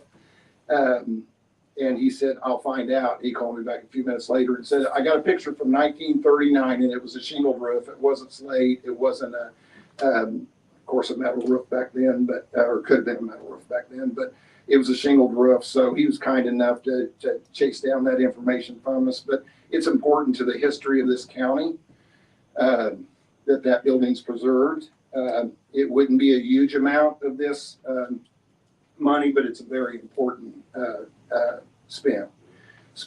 The bigger of the projects would be the Star Bank building. The ramp to the parking garage, paint, there's some roof repairs that need made. And just today, they were testing the core samples drilled through the concrete to see what the structure was being. We're waiting on that report. Don't have that back yet, but that would be a larger of the repairs. You have the repairs that are now going on at MCCC, the drainage repairs they have going on right now. And then the highway property, fueling station, and other plans out there. At some point, the property's being acquired or has been. How far are we on that, acquiring the property? Okay. So there's a new fueling station, an upgraded fueling station required. Local road and street can pay for a lot of that, but that's highway dollars, and there's a big portion of the county now that are driving vehicles that fuel at those stations, and a percentage of that would be non-highway dollar related fueling. So this fund should probably fund some of that. The clock tower, the bell tower on the top of the courthouse hasn't worked properly for years, and probably hasn't worked for some time. That would be another project that would be in that. I could see, this is an in-house estimate. I wouldn't want to share any numbers until we send out for quotes publicly, because you don't want your quoter to know what you're thinking an item might cost. But these items all together are somewhere in the $850,000 to $950,000 range, not including any engineer cost. I don't think those would be a large number. So we would be sending the ones out for bid that are over the threshold that would need the bid, would need a bid. I'd like to point out that we have, after the jail was built, not counting roads, streets, drainage, that type of thing, about $160 million in assets that we need to maintain over time. And in this capital project fund, we'll be able to do that. If you remember, just a few years ago, we had to remediate the courthouse. We had no rainy day fund at that time. We had no capital project fund at that time. It took on about a $3.5 million debt to remediate the asbestos in the courthouse. All this can be done without any debt. We were thinking back in, we discussed this a couple times back at the end of the year about a capital asset fund. So how do we do that? So last year there was a little bit of discussion about that. Jody mentioned it in one meeting. That was our next project, was how do we do that? Because we paid off debt, we built a rainy day fund, we fully funded an $8 million police pension fund. We done all that with investment money that we received on the investments of the county. So I'm sitting at, well, some of you here on the council at the AIC newly elected officials training. So I broke out to a treasurer's training session, and in that treasurer's training session, they started talking about investments. And until that day, I didn't realize it was possible, but on that day, in that treasurer's breakout, it was mentioned that the county commissioners are responsible to direct through the investment board or the finance board of the county where that interest goes. So I asked questions afterward of the State Board of Accounts, called Ricky Hofer from the State Board of Accounts at a later date and said, how can we do this? How can we set it up? Because here's our choices.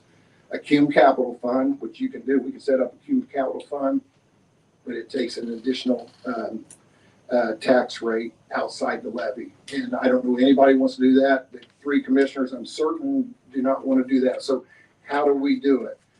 So the other choice is to set up a capital asset fund. We named it Capital Asset Improvement Fund, and fund it by investments, because you can't set up a fund unless you have a revenue source. And the only revenue source that we had was our investments. Since those investments had been going to the general fund over the last several years, and then we would move them to the rainy day fund, or we would pay, we got an appropriation, if you remember, I don't remember if it was late last year, but $7.75 million for the police pension fund, $5 million from the general fund, investment money earned, and $3 million from the public safety fund. And that ended up being $7.75 million. 4 3/4 ended up coming out of the general fund, and $3 million out of the public safety fund, and we fully funded that budget. And at that time, that saved the county $1.1 million a year. So we took $7.75 million and we paid that off and saved ourselves because of the interest rate on that retirement fund was 6.5% at that time. So if you look back at the debt we paid off, that's when interest rates were low. Interest rates were 2%, 3%, but we were getting 1% at the bank. So we were paying off debt in the beginning, but once our interest that we earned on our dollar that we placed in the bank become higher than what we were paying on our loans, we went the other way and started saving that money and investing that money. We didn't get the remediation loan didn't get paid off during that time. The one bondholder, which was a bank, didn't want to let us pay it off, even though they were the only bondholder. But thankfully, rates started going up, and they had us in a loan that was less than we were earning from them when we put our money in the bank. They probably wished they had to let us pay it off now. But anyhow, so we paid off that pension plan. All that was done through interest. And so what I'm asking today is that we take money that would have been going into the rainy day fund or spent in some other manner and put it toward the assets of the county, which total about $160 million. The Board of Finance on 1/21 amended their investment policy to include directing that money to the capital project fund, and the commissioners passed an ordinance setting up that fund in the meeting right after that. So I know there's some questions about whether or not the commissioners have the authority to do that. We believe we do. The policy rationale for this whole thing is directing interest to a capital improvement fund aligns with prudent financial management, allowing counties to fund infrastructure on long-term projects without an additional tax burden. That CUME capital fund that we do not want to go to.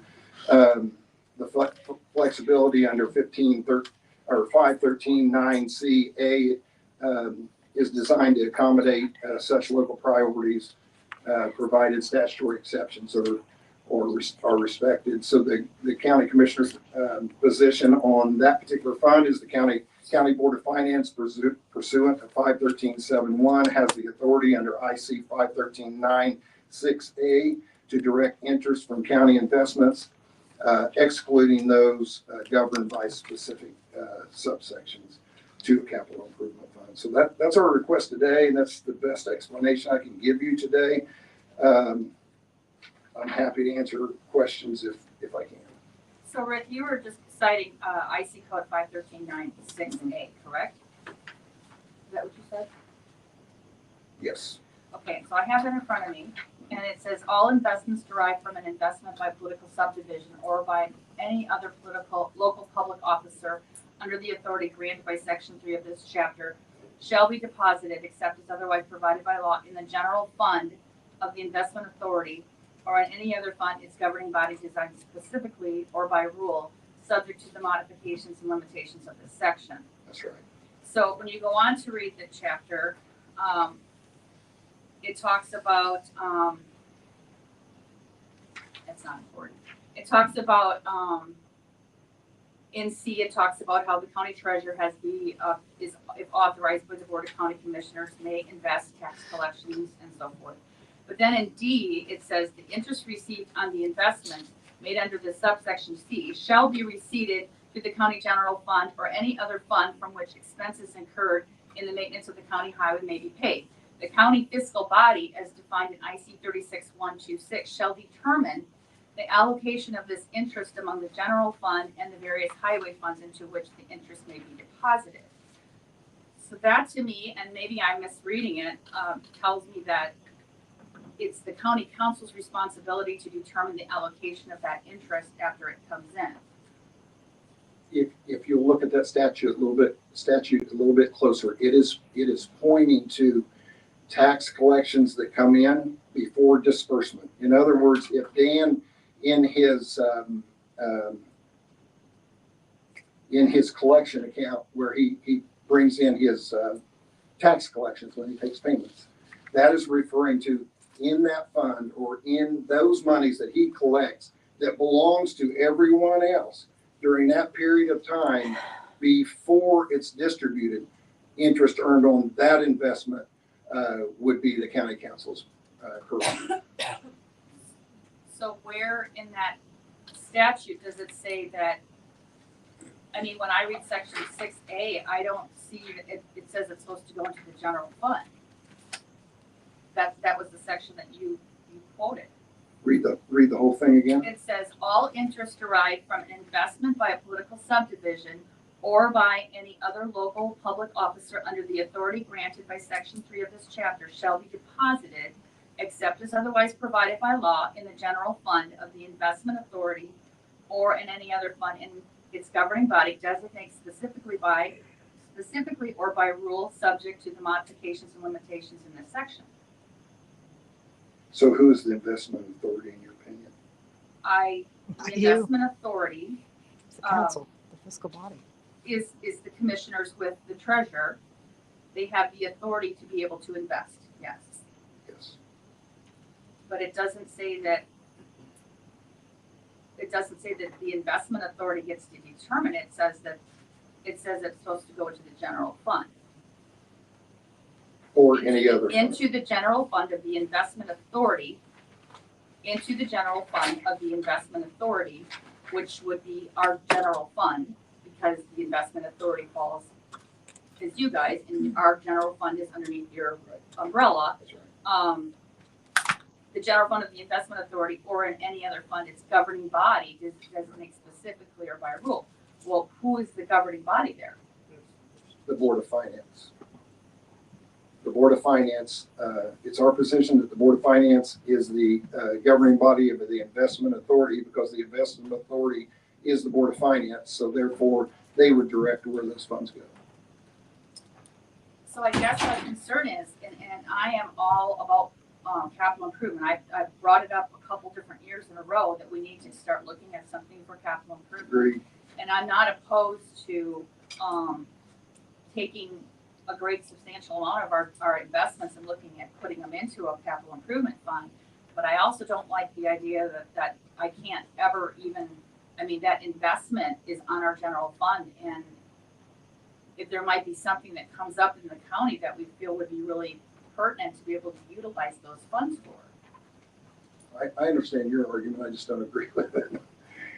If the investment authority is the Board of Finance, and the Board of Finance is making the investments, and then the Board of Finance is directing where that interest goes, I think it's in the purview of the investment authority, which just happens to be the commissioners because they are the Board of Finance.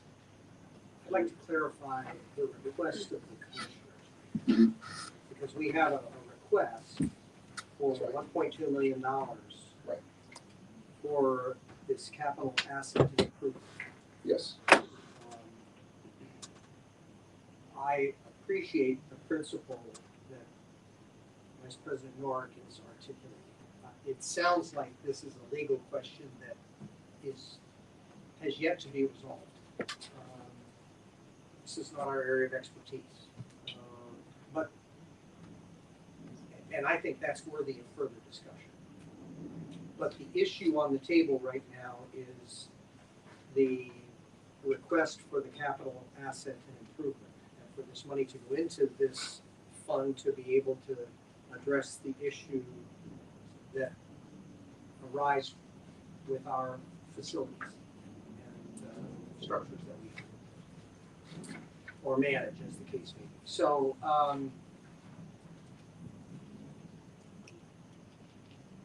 I'd like to facilitate the conversation around the request. I think we can have another conversation about the interpretation of the law and the use of the investment dollars. that's not what's contained here in this request, as I understand it. President So Green, I'd like to attend to the request. this may be something that would be a good project for our newly designated council if we can put this off a month and at least resolve how the, I mean, are any of these projects, if we wait a month, Commissioner? Some could, but I mean, you could start the bidding. I mean, you the could. bank building, no. I respect the fact that you would ask your new council what their analysis is of the law. We've already done that with ours, and that's our position, and that's where we're going to be. I don't know if our council here could. I've had limited time to review it. I got this afternoon. There's absolutely, it's open for interpretation. At this time, as your legal counsel for the next 35 minutes, I can probably dictate a memo from the new legal counsel and opportunity to review it. And I'm with Vice President Norick.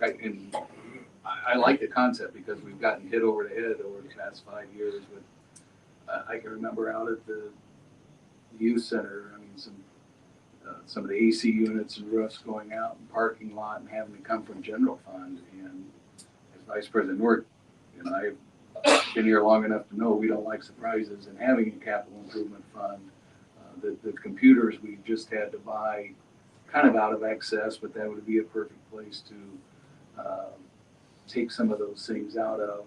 Now, do we still have, under this capital improvement fund, we still have to say is where it gets allocated, do we? You still have appropriating power Yes, on that fund, appropriation out of that fund, correct? And there's no doubt about that. I think some of the, I'm not a legal expert, so I can't say what, who's arm wrestling, but as President pointed out that we, addressing the fund, if we can put that off and feel a little better about it, or take a vote, we'll see. I think we've heard the issues from the commissioners related to the services, repairs, and maintenance that are needed. And the funds are in those accounts, in that account now. There's $295,819.76 currently in that fund. Well, that should get them by for a month. On which fund? The capital improvement fund. That I'm assuming they put the interest from February into that fund. I'm assuming that's what's right. And the interest over the next months will also go into that fund, which would fund this whole project. Everything in this project would be funded by that. It's no different from your general fund. When you start out your budget for the year, you set a 45, or for goodness sakes, whatever, wherever you end up at the end of the year, $1 million budget, but you don't have that money when you start. You get that monthly. You get lit money monthly. You get your tax draws twice a year. Funding this without the cash in the fund, that cash will be in the fund over the same period of time that the general fund gets its funding. It just is coming from a different source. If the bottom dropped out of the market and you drop down to a 2% interest, and instead of getting 4.5%, you get 2 or you get 1% or whatever that might be, even though that appropriation is there, you can never spend more. Even you can have $1 billion appropriation, but if you have $1 in there, you can spend $1. It's just saying that I believe in these projects. We may or may not appropriate for these projects, but even if you did and we believed in it all, if the money doesn't come in, those projects can't be done. So I'm sorry. The Star Bank building is extremely important. I don't want to say too much about the pricing of that because if that goes out for bid, I don't want to give a heads up to the bidders. I mean, it's as simple as that. If I gave a price today, that's what the bid will be. I guarantee you, because people that are looking to bid on county projects look back at your meetings. So when we do quotes on that, we'll be happy to share those. But until we do that, so. Would it be best now to vote on this, and then we won't be able to, this 1.2 million won't be fulfilled until May, right? Somewhere around that May-ish. Yeah, probably. Ballpark. Yeah. Yeah. Would it be best at that time in May? It gives us ample time to talk with our new legal advisors about this topic specifically, so we can readdress that in May. We can continue that conversation in May. Or sooner. I mean, We can deliberate on any motion you make.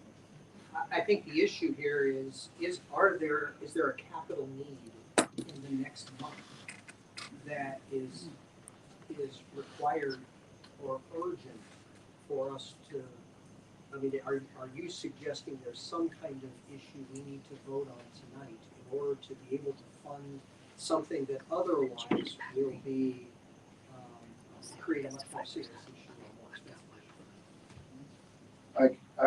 I will say this much, a few years ago, the parking garage at the Star Bank building was, looked at, and there was some needs then, okay? Money wasn't available.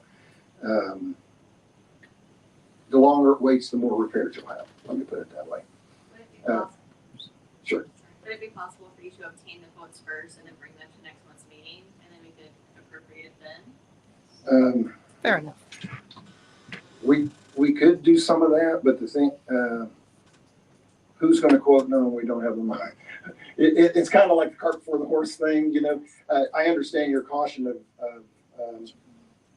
not wanting to appropriate before you know what it's gonna cost, but this is an in-house estimate of what this is gonna cost based on past projects. The one we don't know for sure about is the Star Bank building, but we know it's gonna be a big number. And it's very important because that ramp is very important to that garage. It's important to the people who are tenants of ours.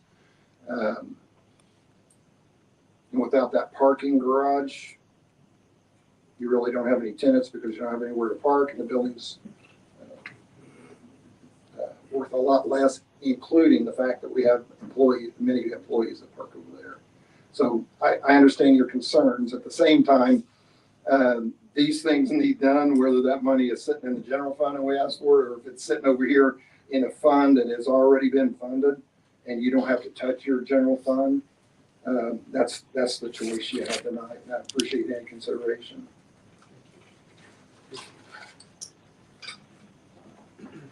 Is there a motion? May I make a motion that we table this until next meeting to consult our legal counsel? Councilor Keller makes a motion to table this issue until next month's meeting, so that we can work over this with our new legal counsel. Is there a second to that motion? Councilor Gromowski, is there a discussion about that? So we're all in agreement that these projects need funding. And if we would vote for this tonight, they would get funded and they would move along. However, we're trying to discuss the discrepancy of basically who's in charge. If that, I know it's. I'm understanding the motion. I'm understanding the motion to mean that this proposal is being tabled for 1 month. Would that be accurate? Yes, that would be accurate. Any other discussion? In the meantime, if you can get quotes and prioritize, so we have a better, what we can, with the money not coming till May, I mean, maybe you have to prioritize things and we can act on it next month. My thought is, specifically Star Bank lines, and we'll just include the other repairs we need done. So I guess maybe we should consider just doing 600,000 and saying, hey, here's money to get you started. Let's. They have 295,000. This in the next. No. But that gives him some flexibility to get started and moving. No. Some jobs, quotes. You said it's a lot easier to get some quotes. People who want to give quotes when you actually have some money. I understand that. They have 295,000. Well, there's a motion and a second. Any other discussion? All in favor of the motion of tabling until next month, say aye. Aye. And opposed? No. Roll call? Counselor Steele? Yes. Counselor Colt? No. Counselor Lycan? No. Counselor Grabowski? Yes. Counselor Keller? Yes. Vice President Nort? Yes. President Green? Yes. Thank you, Motion Council. carries. Thank you. We will address that next. Our public hearing items, we've already addressed the clerk. The sheriff is up next. Council, John Bean again. This longevity, like we talked to in a couple council meetings, we've had a couple employees going through every employee's lines to make sure our pay is matching what HR has, what our the contract shows for people and things like that. So we're down to the last one, I believe, final employee on our longevity. That's the chief deputies. They did not receive his longevity last year or for this year. And he is a merit officer, so he falls under the contract where he should be receiving that as one of the fringe benefits. So this is a correct for 2 years of longevity.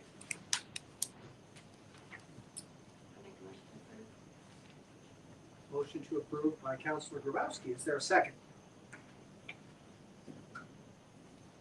I'll second. Counselor Steele. Any discussion? I guess I know you, Sheriff, you've been working hard on this, getting this figured out.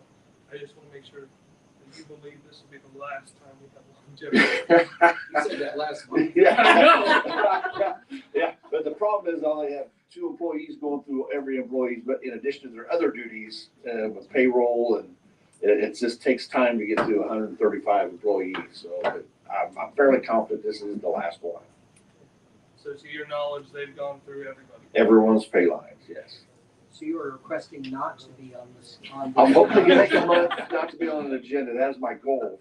I haven't reached it yet in all 3 years of being here, so. There is a motion and second. We're going to table this, I guess, until next. There is a motion and second. Any other discussion? All in favor, say Point of aye. order, I'm sorry? public comment. Public comment. Oh, thank you. Thank you. I appreciate you keeping me on track. Is there any public comment with regard to this issue?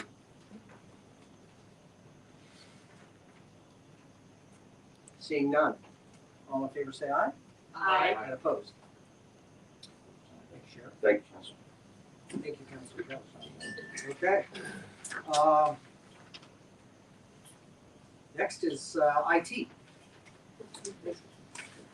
Hi. Lisa Cannon, IT Director. Good evening, President and Council. I sent you all an email kind of outlining what I needed and what I was going to ask for. And what I guess I could go into an entire spill over things that had happened over the last 10 years that have led to the point that we're at right now. But I guess the best thing to do would just be to open it to questions that you all have after you've read my email. We've got the request. You've got the information. Any questions or comments? Excuse me, Councilwoman Yellen. So you requested these additional employees at budget time last year. I did, and We were not able to fund it at that time. correct. And our financial position has not changed. So what has changed in your office to warrant this additional funding? It's not so much what's changed in my office as much as it is what's changed in the world. We are constantly being bombarded, every county, municipality, city, state, the uptick in what it is taking to keep a network secure, the uptick in the bad actors right now is phenomenal. It is, if they could take the talents that they use to try to be ugly and do the right thing, this world will be a better place. But we are being constantly bombarded. And a lot of counties right now are actually hiring individuals that is all that they do is security for networks. Our job is to keep the integrity of this data, make it available to every department. We have a lot of jobs that we do that you all may not have been aware of before the email was sent. I spend a lot of my time doing public records requests. We are retrieving video constantly for different issues going on in the courthouse and on the property. Just things that you wouldn't think of with IT, but we have to do it. It fell under our umbrella due to the fact that it touched the network. And so the responsibilities, vendor changes, every time an office changes a vendor or the state changes a law, it affects us. One new employee not only affects my budget, but it affects our work. Right up until 6 o'clock tonight, one of my employees who's sitting here was on the phone with an outlying law enforcement agency because they were unable to work, and she figured it out. Derek is here with his laptop. Derek and Chris are my network administrators. They work weekends. They get on at night to check. They're checking the servers, they're checking the traffic that's hitting the firewall, and it is a constant battle. And the small group that I have, we're tired. Just to be honest with you, we're tired. One person gets sick and it affects everyone. A couple weeks ago, we had 4 out of 7 people who had the flu. And it was crippling. We were at a point where all we could do was answer the tickets. I can't work. There were no projects being able to be done, no PCs being implemented, no phones being put out. It was crippling. And we have got to have the staff to support everyone. I mean, we support 15 brick and mortar buildings on top of 15 outlying law enforcement agencies and 14 outlying fire departments.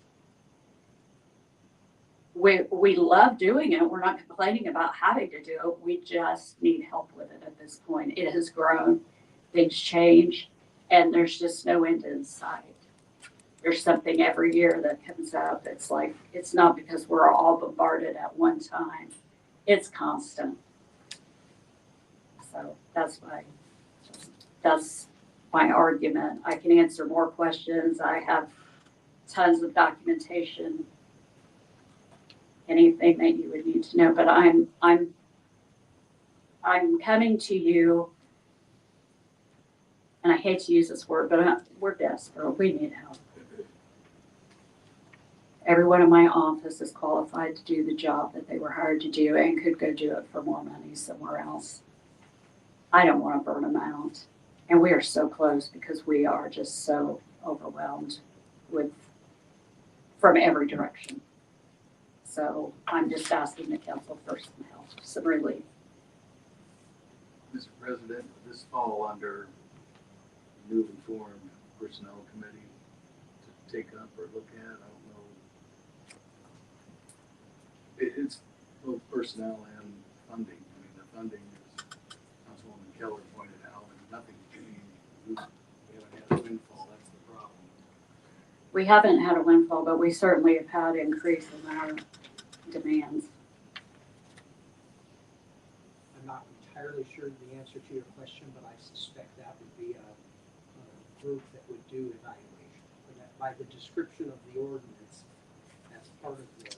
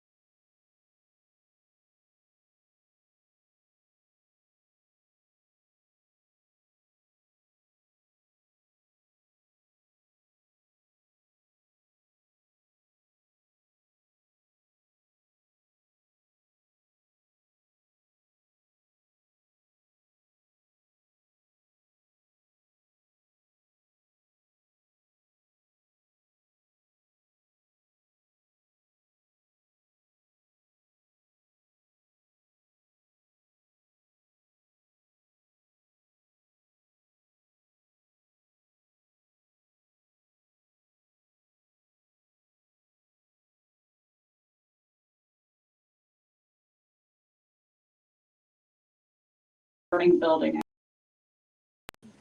and have to pull my people off for the design of this new building. I mean, it just keeps piling on us with everything that you've mentioned tonight affects us in some way, shape, or form.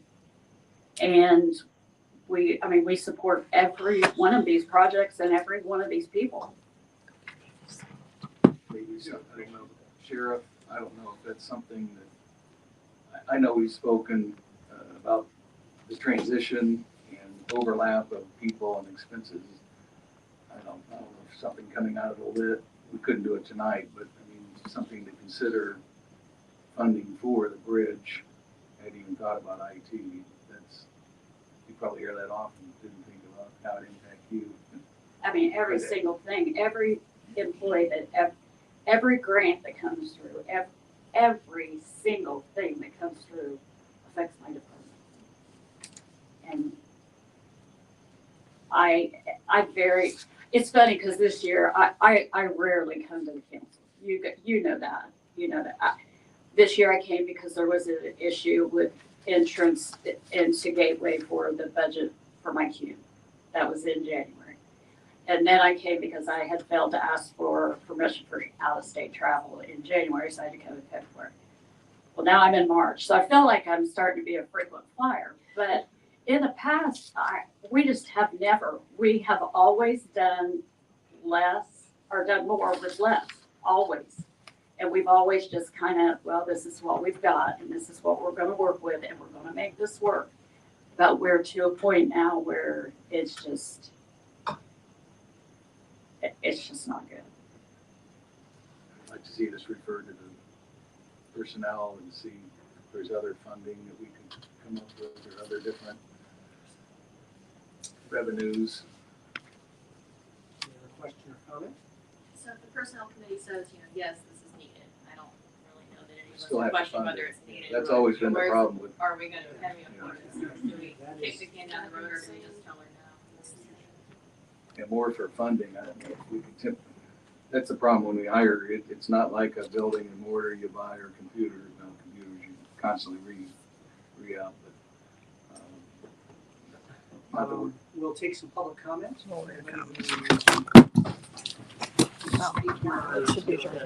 Name and address, share with us your thoughts on this issue. Good evening, Council. Nick Freeman, 2003 State Street in Anderson. So the question. Sorry. Thank you for. So it's. we're not taking action. There's no motions. Yes, I apologize. I was out of order. Sometimes So we he's have to have early, a motion sometimes and a he's second late. before public comment comes on this particular issue. If you'll just give us a moment. I'm gonna put it out to see if there's a motion that anyone would make.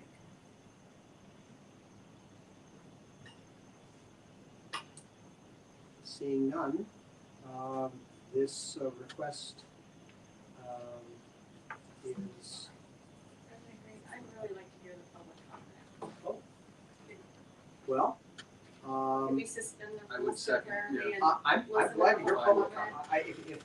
If you guys are okay with that, I'm certainly fine with that. So, I'm just trying to make sure I'm following the proper etiquette here. But the will of the council would be to hear you, so please share your name and address and what you have to say about this issue. Sure. My name is Nick Freeman. I live at 2003 State Street in Anderson. So my concern on a technology perspective, we talk about $118,000 in allocation. That includes insurance and everything else associated with it. I wonder if there's not an option for the council or for the IT department to instead contract to an MSP for their needs. So these companies effectively can help backfill these project needs where you're doing typical blocking and tackling for the issues. What it sounds like where overwhelm is in those standard run-of-the-mill issues where the regular employees can then work on the projects such as the jail and other needs that are a bit more advanced that need that hands-on and seasoned experience. Just would be my thought if there's a way to, may not be able to fund the full position now, but you might be able to make a contract that might be cheaper for 1 year, 2 years to get you to the point where you might be able to fund that long term. Just be my comment.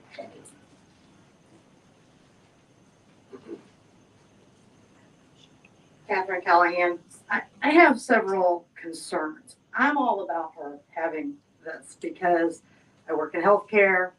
You have to have these computers up and running. Our EMRs have to be secure. We've got a lot of data in there. We've got a lot of private information.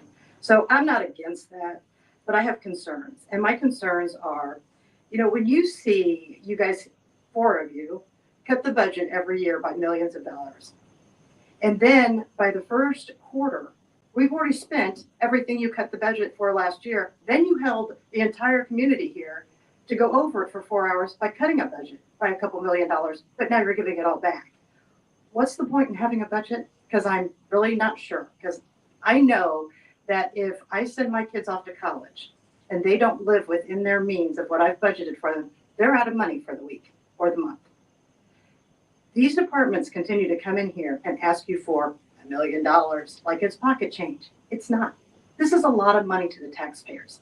This is money that it comes from interest. It should be going back somehow to the taxpayers. This is the kind of money you should be spending on someone like her.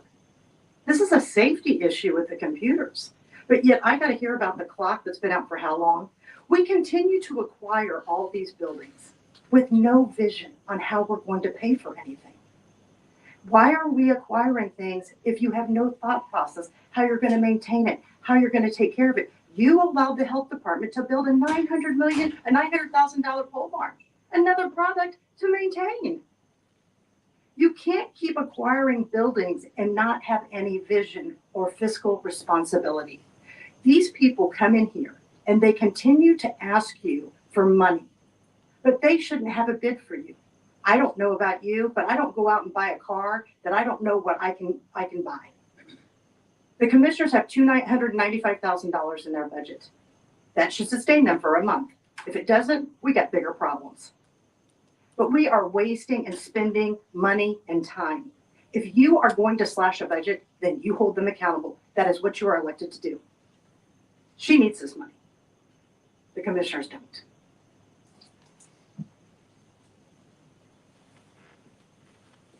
Cheryl McKinney, 46012. My first question is, Mr. Freeman said that this does include salary and benefits, but I haven't heard just salary. So then we're gonna also she'll be back the next time after they're hired, getting more money for their benefits.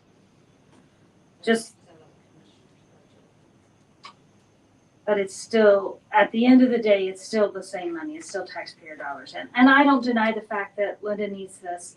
And the other thing to consider, and hopefully Linda has, I assume she has, is that once the old jail, and I told you, Linda, it's Lisa, I apologize. Once the new jail is built and everybody moves over, she's not gonna have to maintain the old jail any longer. So it's a short-term problem of maintaining both sites. So that is a great opportunity to use contract employees. That's what we've done before. I've managed many medical offices across the country, and that's what I've always done when I go in to help them become profitable again. So we hire contracts. Thank you.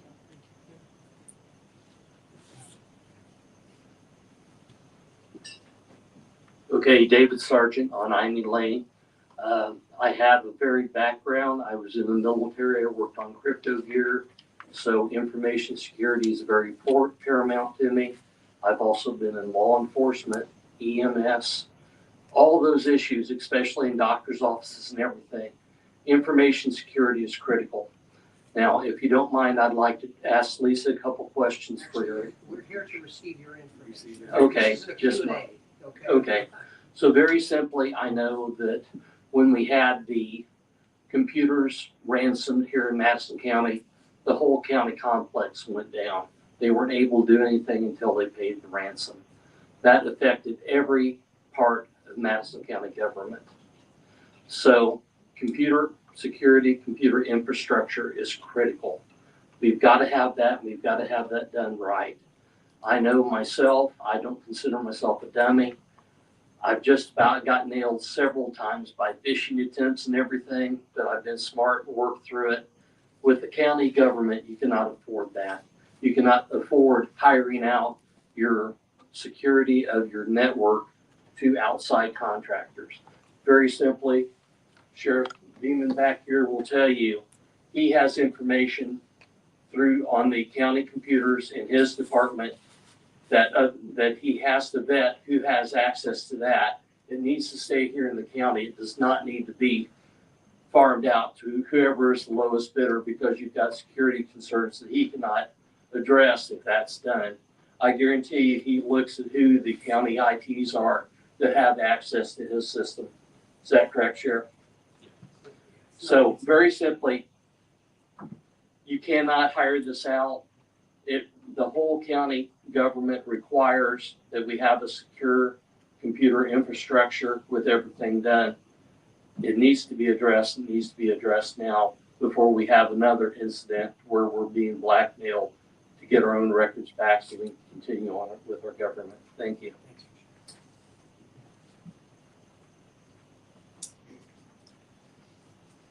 Do you have thoughts on that? Anything that's said about the contracting and things like that? No, we would not be in favor of that simply because we have so many confidential records and we deal with the juvenile center. It'd be very, very, very hard for us to do that and keep it separated. It would actually probably cause us quite a bit more work. One thing I do want to say, and I realize where we're going with this tonight, but one thing I do want to say to you all is that you need to take into consideration that I was part of a group called SLCGP, which took ARPA funds. I was on that board. We have not had to pay for antivirus. We have not had to pay for our Know Before training. And we have, which is kind of ironic, we have Udemy learning modules available to my staff. We don't have time to take them, but they're free if we need them because of this board that I was part of with the state. Was able to get funding and we've saved the county that money. I just pointing that out. Like I said, I can see where this is going, but. Appreciate you coming this hearing.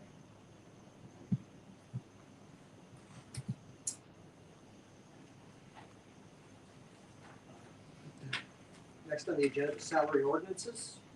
The first is the ordinance from the prosecutor's office, transfer. You get a chance to look at that. I move that we approve ordinance 2025-3C for the prosecutor's office as presented. Motion to approve, Councilor Steele, is there a second? Second. Councilor Cole. I'm sorry? Discussion?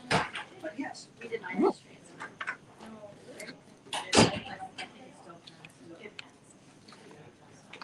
This was passed. Can we clarify that? Prosecutors, yes, we passed. Prosecutors. It passed, but it wasn't in. That's what. Oh. I'm looking here, but. Sorry.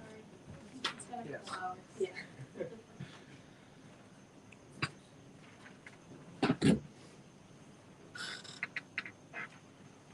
It passed, but it wasn't in. So, other discussion? All in favor, say aye. Aye. And opposed? Opposed. So, As far as the second reading next month, so we will take this up. set that aside. The second is the sheriff's ordinance for the longevity.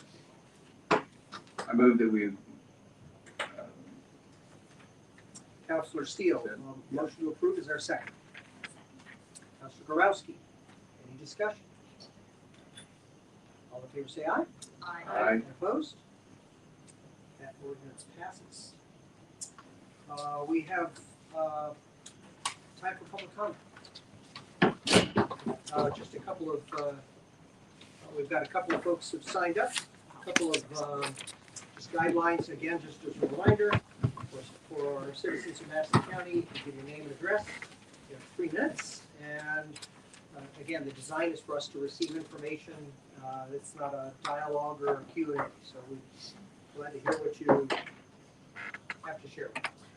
Catherine Callahan. So I would like, just at some point, maybe in one of your next meetings, to understand the ordinance 2025-BC-0-02.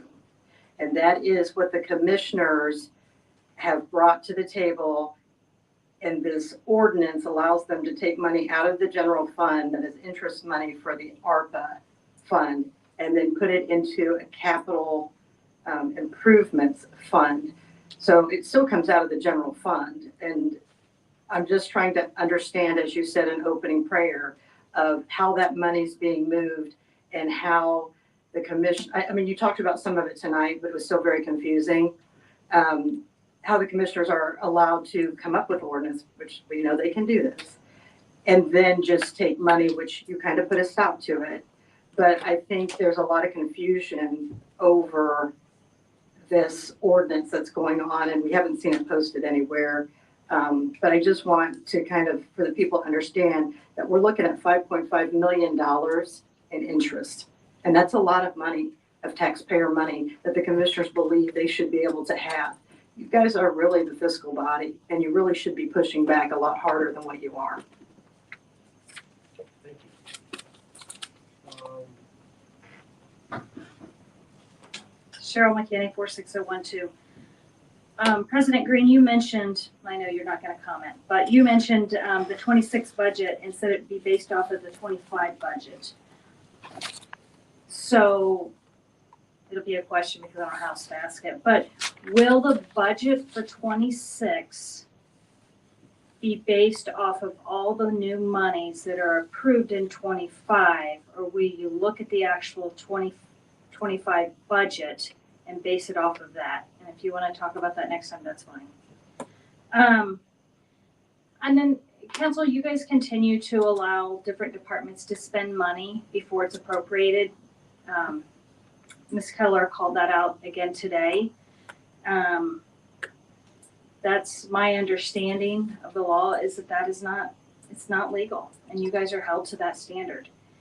And that money that was spent was $20,000 on the Star Bank building. Just so they've already done some repairs there, apparently. Thank you.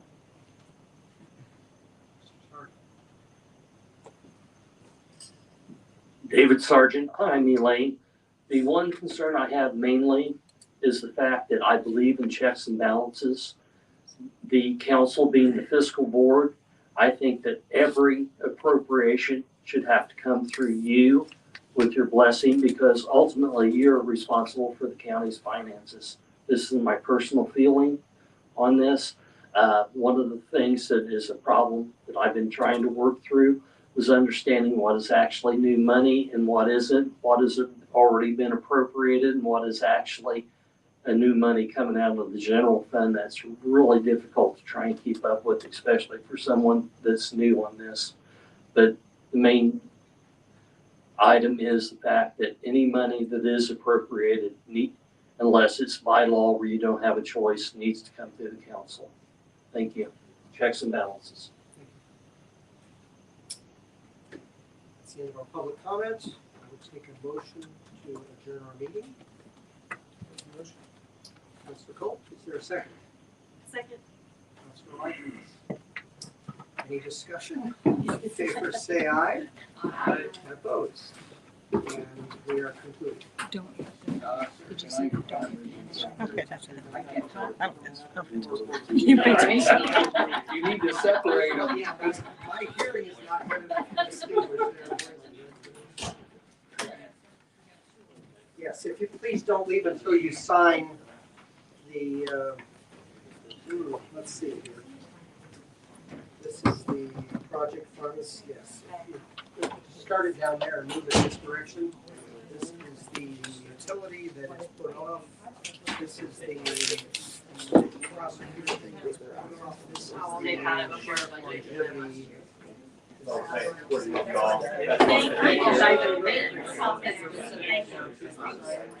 yeah, then bring them down this way. I think that will take care of everything possible.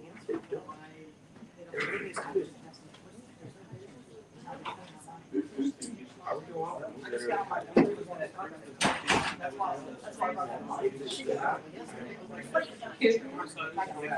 can't tell.